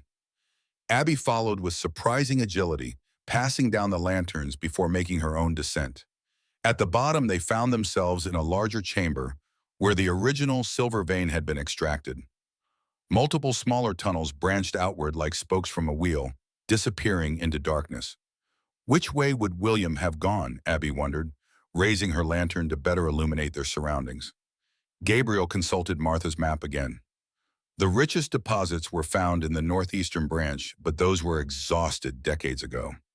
So logically, he would have explored one of the undeveloped sections, Abby reasoned, perhaps where mining was abandoned before completion. She moved toward the westernmost tunnel, where the excavation appeared less finished than the others. The recent visitors' tracks led in the same direction, confirming their suspicion. The passage narrowed as they advanced, its ceiling lowering until Gabriel was forced to stoop. Abby, with her smaller stature, moved more easily, but remained close to his side, their lanterns creating overlapping pools of light in the oppressive darkness. "Look at the walls here," she said suddenly, raising her lantern higher. "These aren't silver ore markings. This is coal," Gabriel finished, running his fingers along the black seam visible in the rock face. "A coal deposit within a silver mine." "That's unusual but not unprecedented," Abby noted, "though not particularly valuable compared to silver." "Perhaps not in the 1860s, Gabriel agreed, "but with the railroad's expansion." Understanding dawned on Abby's face. Coal for the steam engines. A reliable fuel source would be incredibly valuable along a new rail line. Exactly. And if William discovered a significant coal deposit directly along the proposed route, it would be worth a fortune to whoever controlled it, Abby concluded, especially someone who already owned the surrounding property. They continued deeper, following both the coal seam and the fresh footprints. The tunnel began to slope downward, the air growing damper and heavier. "The vein is getting thicker," Gabriel observed, examining the walls, "and higher quality from what I can tell." "This would be enough to supply locomotives for years," Abby agreed, "but why would this lead to murder? Coal deposits aren't exactly rare in Colorado." Location, Gabriel explained. This deposit sits directly on what would be the most efficient rail path through the mountains. The railroad would have no choice but to deal with whoever owned the mineral rights. And they had reached a point where the tunnel abruptly ended, not in a natural conclusion, but in a deliberate barricade of rocks and timber. Someone sealed this section, Abby said, examining the blockage. Recently, Gabriel directed his lantern at the floor, where disturbed dust and scattered rocks indicated recent activity. Our mysterious visitor was here for a purpose. Help me clear some of these rocks. They worked methodically, removing smaller stones to create an opening large enough to see beyond. When Gabriel raised his lantern to illuminate the space, both gasped at what the light revealed. Behind the barricade lay a small chamber, and within it, the partially preserved remains of a man. Despite the advanced decomposition, the clothing was still recognizable. Work attire similar to what miners and railroad workers typically wore. A rusted pick lay beside the body, along with a leather satchel. "My God," Abby whispered, instinctively stepping back. "Who is he?" Gabriel steeled himself and moved closer, examining the scene without disturbing it. "No way to identify him without—" He trailed off, unwilling to articulate the gruesome process that would be required. "Look at the skull," Abby said quietly, pointing with a steady hand that belied her evident distress. "That's not decay, that's impact damage." Gabriel directed his lantern where she indicated. A large, depressed fracture marred the back of the skull, evidence of violent trauma rather than natural deterioration. "He was murdered," Gabriel concluded grimly. "Struck from behind and sealed in this chamber." "But why? And who?" Abby looked around the small space, searching for clues. This happened long before William's death. Years based on the condition. Gabriel carefully reached for the leather satchel, finding it stiff but intact. Inside were several folded papers, protected from the worst of the elements by the treated leather. He extracted them gently, unfolding what appeared to be survey documents. "These are geological surveys," he said, studying the faded text, dated 1876. "And look at the signature. Robert Coleman." "Martha's husband," Abby breathed, "but he died working on the Transcontinental Railroad. At least, that's what Martha was told." "Maybe that was a convenient story," Gabriel suggested. "Look at these notes. Coleman had documented this entire coal deposit 7 years ago. He mapped it extensively, noting its potential value for the future railroad." Abby leaned closer, reading the margin notes. "And here, he mentioned sharing his findings with Judge Clayton, who was financing his survey." Her expression hardened. "Clayton knew about this deposit all along. He's been acquiring the surrounding properties for years, positioning himself to control it once the railroad arrived. William must have found these surveys," Gabriel reasoned, the pieces falling into place. "Or perhaps rediscovered the coal deposit independently. Either way, he filed his claim directly over the most valuable section. Cutting Clayton out of the very prize he'd been working toward for years," Abby concluded. "No wonder he reacted so violently." The implications hung heavily in the tunnel's stale air. Not one murder, but two, Robert Coleman and William Harrington, both eliminated to protect Clayton's secret ambition. "We need to take these documents," Gabriel decided. "Get them to the federal marshal in Denver. This is evidence of multiple crimes." As they carefully returned the papers to the satchel, a distant rumble echoed through the tunnel. Not the sound of falling rocks, but something more ominous. "The storm," Abby realized. "It's arrived earlier than expected." "We should leave immediately," Gabriel agreed, securing the satchel inside his coat. "The path down the ridge will become treacherous quickly." They made their way back through the tunnel with increased urgency, the knowledge of what they carried adding weight to every step. The latter proved more challenging on the ascent, the ancient woods slick with condensation from their breath in the cold air. When they finally emerged from the tunnel entrance, they found conditions had deteriorated dramatically. Heavy snow was already falling, driven by gusting winds that reduced visibility to mere yards. The temperature had plummeted as suddenly as it had risen, transforming the previous dampness into treacherous ice. "We won't make it back to town in this," Abby assessed grimly. "Not safely." Gabriel surveyed their surroundings, mentally calculating options. Martha mentioned an old line cabin about a mile north of here, used by the mining company for shelter during operations. "Better than attempting the descent," Abby agreed. The horses should be able to manage that distance even in these conditions. They located their mounts, finding the animals restless but present. The journey to the line cabin proved arduous, the trail rapidly disappearing beneath fresh snow, while the wind grew increasingly fierce. By the time the small structure appeared through the whiteness, both riders and horses were exhausted.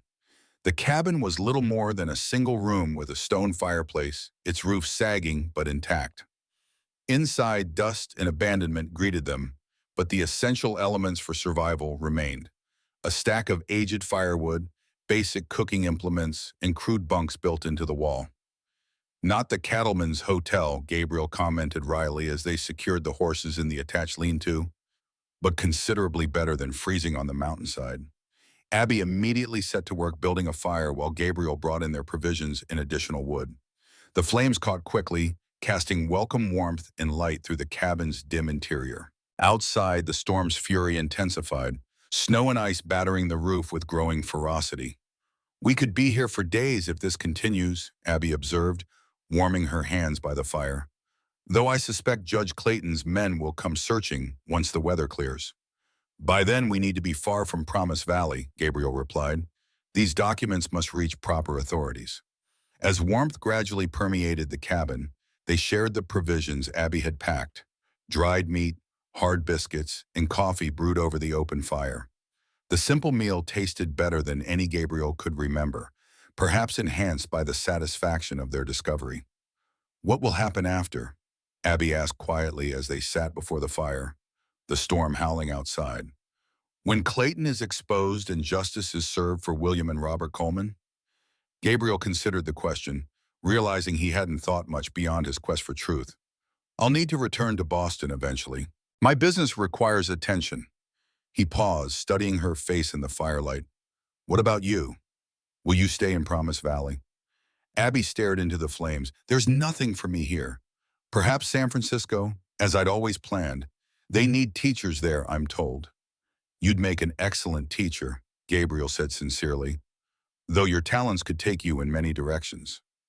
A comfortable silence fell between them, broken only by the crackling fire and the storm's persistent assault on their shelter. In this isolated moment, suspended between danger past and danger yet to come, Gabriel found himself acutely aware of Abby's presence, her quiet strength, her remarkable intelligence, the gentle curve of her profile illuminated by firelight. "I never thanked you properly," he said suddenly. Abby looked up, questioning. "For what?" "Those 6 coins," Gabriel replied softly. "Your last 6 coins, given to a stranger who didn't need them." "I've been fortunate in my life, Abby. I've rarely known true want, but I recognize sacrifice when I see it." Color touched her cheeks. "It wasn't sacrifice, just humanity." "Humanity is rarer than you might think." Gabriel hesitated, then continued. "In Boston, charity is often a social obligation rather than a spontaneous act of kindness. What you did, it reminded me of something my mother used to say, that the true measure of a person isn't found in what they take, but in what they give when they have little themselves." "Your mother sounds wise," Abby said softly. "She was." Gabriel smiled at the memory. "She would have liked you tremendously." Another silence fell, this one charged with unspoken possibilities. Gabriel found himself at a crossroads, one path leading back to his carefully ordered life in Boston, the other towards something undefined but compelling. Before he could pursue the thought further, however, a sound outside the cabin froze them both. Horses approaching, the jingle of tack barely audible above the storm. "Someone's coming," Abby whispered, rising quickly. "Multiple riders." Gabriel moved to the cabin's single window, wiping frost from the glass to peer outside. Through the swirling snow, he could make out the shadowy forms of 3 mounted men approaching the cabin. "Clayton's men," he concluded grimly, reaching for his revolver. "They must have followed our trail before the snow covered it." "We're trapped," Abby stated, the calmness of her voice belying the fear Gabriel glimpsed in her eyes. "There's no back exit." Gabriel assessed their options swiftly. "Take the documents," he decided, removing the satchel from his coat. "Hide them beneath the floorboards. No matter what happens, these must reach the authorities." Abby accepted the leather bundle, quickly locating a loose board near the fireplace and concealing the evidence of Clayton's crimes. Just as she replaced the board, heavy footsteps sounded on the cabin's small porch. A pounding fist rattled the door. "Open up in there, sheriff's business."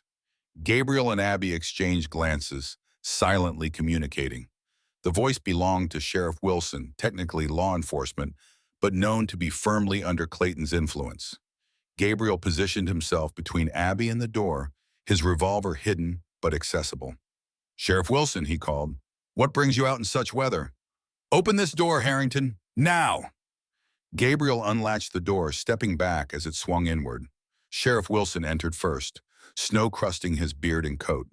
Behind him came two men Gabriel recognized as regular patrons of the Frontier Saloon, local toughs who often handled Clayton's less reputable business. "Mr. Harrington," Wilson said, his hand resting meaningfully on his holstered pistol, "Judge Clayton was concerned when you and Miss Lawson didn't return before the storm. Sent us to ensure your safety."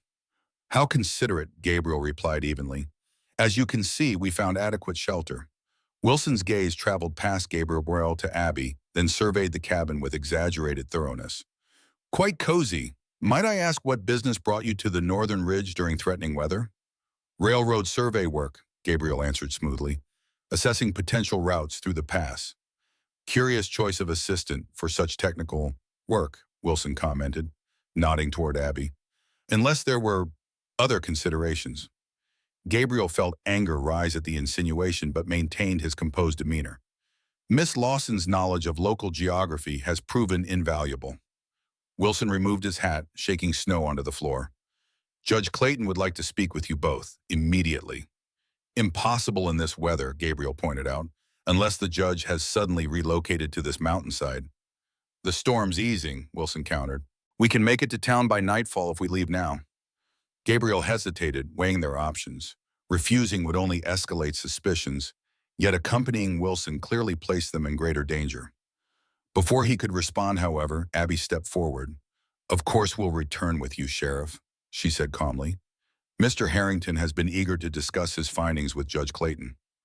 Her steady gaze conveyed a clear message to Gabriel. "Play along." He nodded slightly, understanding. "Indeed, though I would have preferred more favorable conditions for the journey." Wilson appeared momentarily thrown by their easy compliance. "Good. Gather your things, then. We leave in 5 minutes." As the sheriff stepped outside to confer with his companions, Gabriel turned to Abby. "What are you thinking?" he whispered. "Martha," Abby replied softly, "we need to get word to her. She's our only chance of retrieving the documents if—" She didn't complete the thought. Gabriel understood the implications. If Clayton's suspicions were confirmed, they might not have another opportunity to return for the evidence.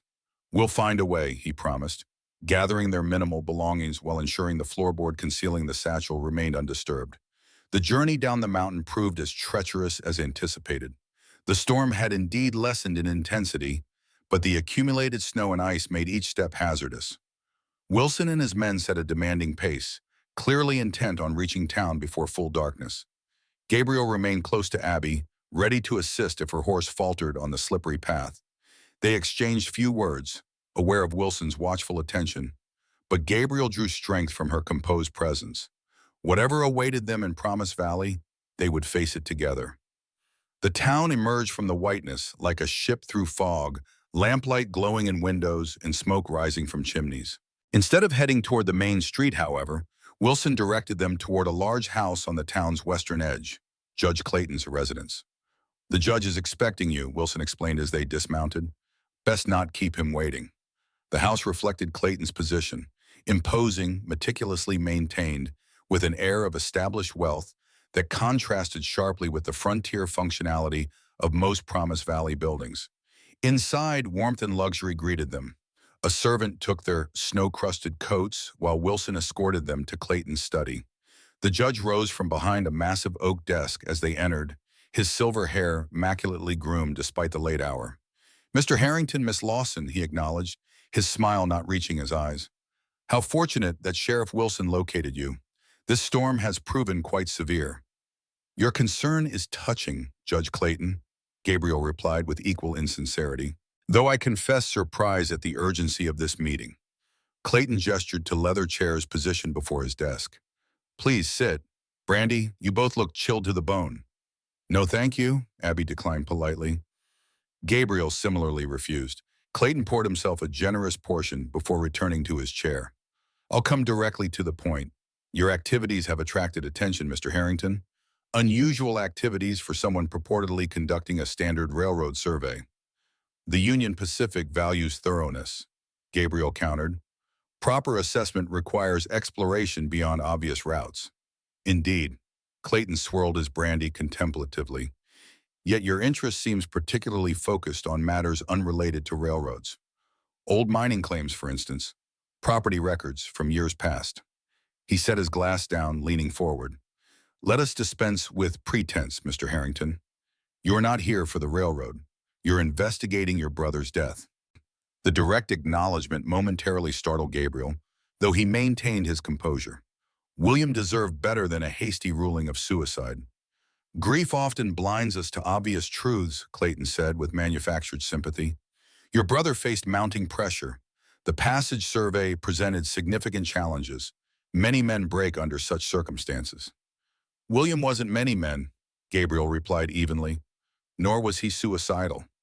You were in Boston, Clayton reminded him. You couldn't know his state of mind. I knew my brother, Gabriel insisted, as did others who found his alleged suicide suspicious. Clayton's expression hardened slightly. Such as Miss Lawson? I wasn't aware she had any connection to William Harrington. I didn't, Abby confirmed calmly, but I've assisted Mr. Harrington in reviewing documents related to his brother's final days. Out of the goodness of your heart, no doubt, Clayton remarked, his tone conveying clear skepticism. His attention returned to Gabriel. What exactly do you hope to achieve with this investigation? Justice, Gabriel stated simply, for William and others who may have suffered similar fates. A dangerous stillness settled over Clayton's features. Others? What others might those be? Robert Coleman, for one, Gabriel replied, watching Clayton carefully. Martha's husband, officially reported as dying in a railroad accident, yet curiously connected to valuable geological surveys that benefited you enormously. The judge's knuckles whitened around his brandy glass. You're treading on very thin ice, Mr. Harrington. Am I? Or perhaps I'm simply uncovering what's beneath the ice. Truths long buried but not forgotten. Clayton set his glass down with deliberate control. Sheriff Wilson believes you visited Tunnel 7 today. A dangerous location, especially in winter. What possible interest could an abandoned silver mine hold for a railroad survey? The question confirmed Gabriel's suspicions. They had indeed been followed, and Clayton was fully aware of the tunnel's significance. Historical context, Gabriel improvised. Previous industrial development often indicates suitable terrain for rail lines. A convenient explanation, Clayton observed. Yet I wonder what you really found in that tunnel, or perhaps who you found. The implicit threat hung in the air between them. Gabriel met Clayton's gaze directly, refusing to be intimidated. Historical artifacts only, Judge, though sometimes the past has much to teach us about the present. Clayton studied them both for a long moment before his expression shifted to one of calculated pleasantness. Well, whatever your true purpose in Promise Valley, Mr. Harrington, I must insist that you conclude your business promptly. The weather has made travel hazardous, and I would hate for anything unfortunate to befall you or Miss Lawson. Is that a threat, Judge Clayton? Gabriel asked quietly. Merely practical advice, Clayton replied, rising to indicate the meeting's conclusion. Promise Valley can be unforgiving to those who don't understand its nature. Sheriff Wilson will escort you both home. I suggest you remain there until the road's clear. For your own safety, of course. As they were led from the house, Gabriel and Abby exchanged glances, mutual understanding passing between them. Clayton's message had been clear. Their investigation had reached dangerous ground, and their time was running out. Outside, the storm had subsided to gentle snowfall, the temperature dropping further as night deepened. Sheriff Wilson accompanied them silently to Gabriel's house, his presence more jailer than protector. I'll have men keeping an eye on the property, Wilson informed them as they dismounted. Judge Clayton's orders, for your protection during the storm. How thoughtful, Gabriel remarked dryly. Please convey our appreciation to the judge. When Wilson had departed, they entered the house to find Mrs. Fleming waiting anxiously in the kitchen, relief washing over her weathered features at their safe return.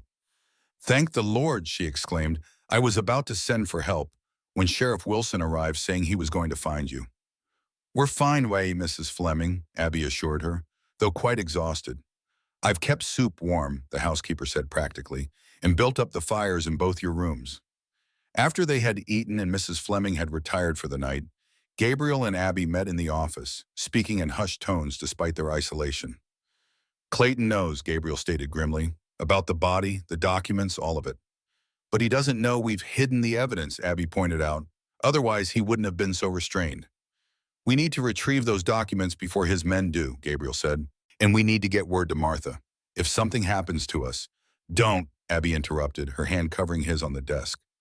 "We'll find a way through this." Gabriel turned his palm upward, capturing her fingers in a gentle grasp. "I've dragged you into considerable danger, Abby. I'm sorry for that." "I chose this path," she reminded him.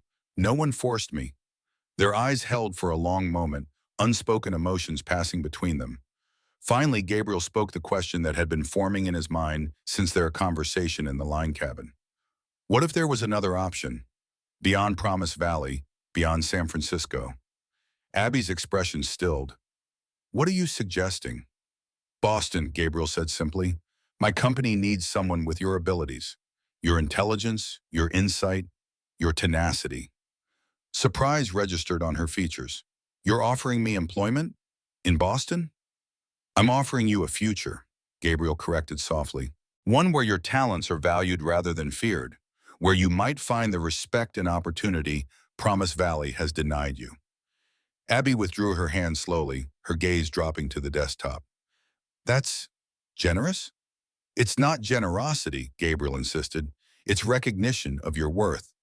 Before Abby could respond, a soft tapping at the window startled them both. Gabriel moved cautiously to investigate, hand reaching for his revolver. Peering through the frost-edged glass, he was astonished to see Tommy Wheeler's small face looking back into him.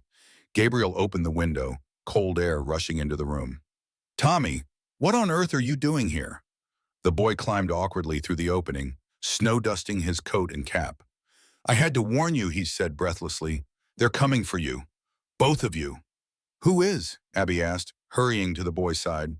"Judge Clayton's men," Tommy explained, shivering. "I was at the sheriff's office. Ma sent me to ask about getting our fence fixed after the storm. I heard them talking. They're going to arrest you tonight for trespassing on the northern ridge. Take you both to jail." "On what grounds?" Gabriel demanded. "Made up ones," Tommy replied with a child's directness. "Sheriff said it doesn't matter what the charge is. Just needs to hold you until—" "Until what, Tommy?" Abby prompted gently. The boy's expression grew troubled. "Until they can make it look like an accident. Sheriff said jailhouse fires happen, especially in winter when stoves get overloaded." Gabriel and Abby exchanged alarmed glances. Clayton had moved beyond threats to action, a decisive and deadly response to their discoveries. "Thank you for warning us, Tommy," Gabriel said, squeezing the boy's shoulder. "You've shown remarkable courage." "Miss Abby saved my life," Tommy replied simply. "Had to return the favor." "You need to go home immediately," Abby urged, "before anyone notices you're missing. And Tommy, you must not tell anyone you were here. It could be dangerous for you and your mother." The boy nodded solemnly. "I know. Ma always says I talk too much, but I can keep secrets when they matter." He hesitated, then added, "Are you going to leave Promise Valley?" "Yes," Gabriel confirmed. "As soon as possible." "Good." Tommy's expression was unusually serious for his years. This town isn't good enough for Miss Abby anyway. Never was. After ensuring Tommy departed safely through the kitchen door, Gabriel turned to Abby, decision crystallizing. "We need to leave immediately, before Wilson arrives." "We can't abandon the evidence," Abby insisted, "not after what it cost William and Robert Coleman." "We won't," Gabriel assured her, "but we need help, someone who can retrieve the documents while we create a diversion." Abby considered this. "Martha," she said after a moment, "she knows the ridge, and she has more reason than anyone to want the truth revealed. Can we get word to her without arousing suspicion?" "Mrs. Fleming," Abby suggested. "She visits Martha regularly. They're old friends." Gabriel nodded, plan forming rapidly. "We'll leave tonight. Make it appear we've fled in panic, heading south toward Denver. Clayton's men will follow. Meanwhile, Martha can retrieve the documents and take them to the federal marshal through a different route. And us? Abby asked. We'll circle back, Gabriel explained. Meet Martha at a predetermined location once she has the evidence. Abby nodded, accepting the logic of his strategy. Where shall we tell her to meet us? Gabriel considered, then smiled slightly. The old line cabin, the last place Clayton would expect us to return to. They roused Mrs. Fleming, explaining the situation in hushed tones. The housekeeper's expression grew increasingly grim as she absorbed the danger they faced. Judge Clayton's been running roughshod over this town for too long, she declared finally. I'd be honored to help bring him to justice. With remarkable efficiency, Mrs. Fleming prepared provisions while Gabriel and Abby gathered essential items for their journey. Within an hour they were ready, horses saddled, message composed for Martha, escape route planned. Godspeed, Mrs. Fleming whispered as they prepared to depart through the property's rear access, away from the watchful eyes of Wilson's men posted at the front. And be careful, that man has eyes everywhere. The night enfolded them in its dark embrace as they rode eastward, away from town. The storm had passed, leaving a crystalline sky filled with stars that cast faint blue light across the snow-covered landscape. Their breath and that of their horses clouded in the frigid air, the only sound the muffled thud of hooves and the occasional creak of saddle leather. Gabriel glanced at Abby riding beside him, her profile determined and composed despite the danger they faced. In that moment, he recognized what had been growing within him since their first encounter, admiration deepening into something stronger, more profound. When this is over, he began. Let's ensure it's over first, Abby interrupted gently. Then we can discuss what comes after. Gabriel nodded, accepting her practical wisdom. Yet as they continued through the starlit night, he found himself already planning for that after, a future that somehow had become unimaginable without Abby Lawson in it. Behind them, Promise Valley slept uneasily, unaware that its carefully maintained facade of respectability was about to crumble beneath the weight of long-buried truths. Before them lay uncertainty and danger, but also the possibility of justice. For William, for Robert Coleman, and perhaps even for Abby herself. The road ahead wound through moonlit forests and snow-filled meadows, a silver ribbon leading toward whatever destiny awaited them. Together they followed it into the darkness, guided by stars in the unwavering belief that truth, however painful, was the only path toward healing, for themselves and for the town that had harbored secrets for far too long. 3 days later, as dawn broke over the northern ridge, Martha Coleman stood beside Gabriel and Abby at the entrance to Tunnel 7. Federal Marshal James Bennett and his deputies had arrived the previous evening, summoned by the evidence Martha had successfully retrieved from the line cabin. You've taken considerable risks, Bennett remarked, his weathered face grave as he studied the documents from Robert Coleman's satchel. Judge Clayton is not a man to cross lightly. Some risks are necessary, Gabriel replied, watching as deputies carefully removed Robert Coleman's remains from the sealed chamber. My brother deserved justice, so did Robert Coleman. Martha touched the locket at her throat, tears glistening in her faded eyes as she witnessed her husband's recovery after so many years of uncertainty. Robert always said truth was like a river. It might be diverted for a time, but eventually finds its proper channel. Judge Clayton had been arrested at his home before dawn, the evidence against him irrefutable. Mayor Ross and Sheriff Wilson were similarly in custody, their complicity in the cover-up established through documents and witness testimony. What happens now? Abby asked, standing slightly apart from the others, her expression contemplative as she gazed across the valley spread below. Justice takes its course, Marshal Bennett replied. Trials, testimony, sentences. The legal system may move slowly, but it reaches its destination eventually. In Promise Valley? Martha inquired softly. What becomes of the town? Towns endure, Bennett said philosophically. They reinvent themselves after scandal, much as people do. New leadership will emerge, perhaps better than before. As they spoke, a small figure approached hesitantly from the path leading to town. Gertrude Wheeler stood awkwardly at the edge of the clearing, Tommy at her side urging her forward. When she finally reached them, her usual stern demeanor had softened, replaced by something less certain. Miss Lawson, she began, her voice lacking its customary sharpness. I've just learned about Judge Clayton's dealings. It seems he threatened my late husband when Thomas discovered irregularities in the land transactions. She paused, clearly struggling with the words. I owe you an apology for many things. Abby regarded her with surprise. Mrs. Wheeler, that isn't necessary. It is, the woman interrupted, her hand tightening on Tommy's shoulder. I've been unkind, unfair. When you saved Tommy's life, I should have. She faltered, then straightened her shoulders. My boy wants to learn about engineering. He says you've encouraged his interest when others dismissed it. Would you, would you be willing to recommend suitable books before you leave town? The request, so simple yet so profound in what it acknowledged, hung in the air between them. Abby glanced at Tommy, whose hopeful expression revealed how much his mother's gesture meant to him. I'd be happy to, Abby replied gently. Martha has an excellent collection.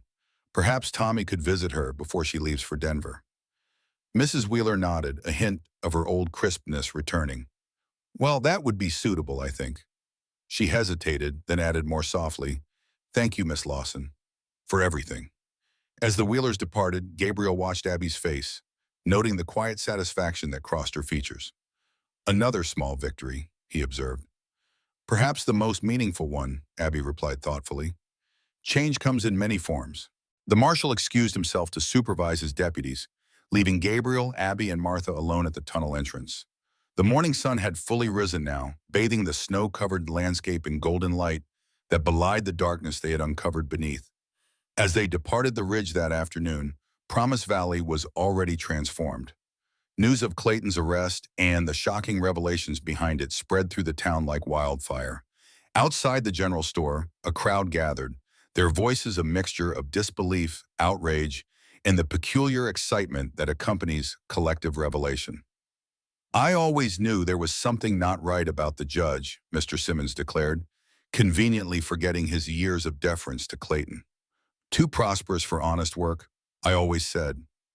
Mrs. Pritchard stood silent at the edge of the group, her usual imperious demeanor noticeably diminished. Her gaze followed Abby as the party rode down Main Street, something unspoken but unmistakable shifting in her eyes. She wasn't alone. Throughout town, people who had once crossed the street to avoid Abby now nodded in awkward acknowledgement, their previous certainties shaken to the core. Most telling was young Tommy Wheeler, who broke free from his mother's grasp to run alongside Abby's horse. You were right all along, Miss Abby, he called up to her, beaming with admiration. To everyone's surprise, Mrs. Wheeler made no move to stop him. Instead, she stepped forward with uncharacteristic humility. Miss Lawson, she said, the formal address itself a concession, it seems we have misjudged many things. She hesitated, decades of rigid social certainties visibly crumbling. My son owes you his life twice over now. We all do, in a way. Abby merely nodded, accepting but not needing the validation that had come too late to change her path forward. The town's awakening conscience was important for Promise Valley's future, but her own future now lay elsewhere. I've been offered a teaching position in Denver, Martha revealed, breaking the contemplative silence. The school board wrote weeks ago, but I couldn't imagine leaving. Now, she gestured toward the valley. Perhaps it's time for a new chapter. You'd be an exceptional teacher, Abby said warmly. Those students would be fortunate indeed. And you? Martha asked, her perceptive gaze moving between Abby and Gabriel. What path will you choose now? Gabriel looked to Abby, allowing her the space to answer for herself. Their journey through danger had deepened their connection, yet he remained acutely aware that her independence, her right to determine her own future, was precious after years of having choices made for her by circumstance. I've been considering Boston, Abby said after a moment, her eyes meeting Gabriel's with quiet certainty. I understand there are opportunities there for women with unconventional skills. Joy surged through Gabriel, though he maintained his composure. Substantial opportunities, he confirmed, though the winters are nearly as harsh as Colorado's. I've endured worse than cold, Abby replied with the ghost of a smile. Martha observed their exchange with knowing eyes. Well then, it seems Promise Valley's loss will be Boston's gain. She reached for Abby's hands, clasping them firmly. Remember what I've always told you. Knowledge is never wasted, Abby finished, returning the older woman's grip. I'll carry that lesson always, Martha. As they descended the ridge toward town, Gabriel found himself filled with an unfamiliar sense of completion. He had come to Promise Valley seeking justice for William. He would leave with that mission fulfilled, but also with something he hadn't expected to find. A woman whose courage and intelligence had transformed his understanding of what truly mattered in life. The future stretched before them, filled with possibilities that neither could have imagined when a saloon girl had counted 6 copper coins on a windowsill, deciding to spend them on breakfast for a stranger. That simple act of kindness had set in motion events that exposed corruption, delivered justice, and perhaps most remarkably, created the possibility of love between two people whom circumstance should never have brought together. Promise Valley receded behind them, its snow-covered buildings growing smaller with distance. Ahead lay new horizons. For Martha in Denver, for Tommy Wheeler with his dreams of engineering, now encouraged rather than dismissed, and for Gabriel and Abby together, forging a path based not on rescue or gratitude, but on mutual respect and deepening affection. As they reached the valley floor, Gabriel guided his horse alongside Abby's. "You're certain about Boston?" and he asked quietly. "It's a significant change." Abby's eyes met his, clear and resolute. "I've spent years surviving, Gabriel. Perhaps it's time I learned about living instead." He nodded, understanding the profound shift her decision represented. "We'll build something worthwhile," he promised. "Something honest and good." "On equal ground," Abby stipulated, her expression serious despite the warmth in her eyes. "On equal ground," Gabriel agreed. "Partners in every sense." The sun climbed higher as they continued their journey, casting long blue shadows across the pristine snow.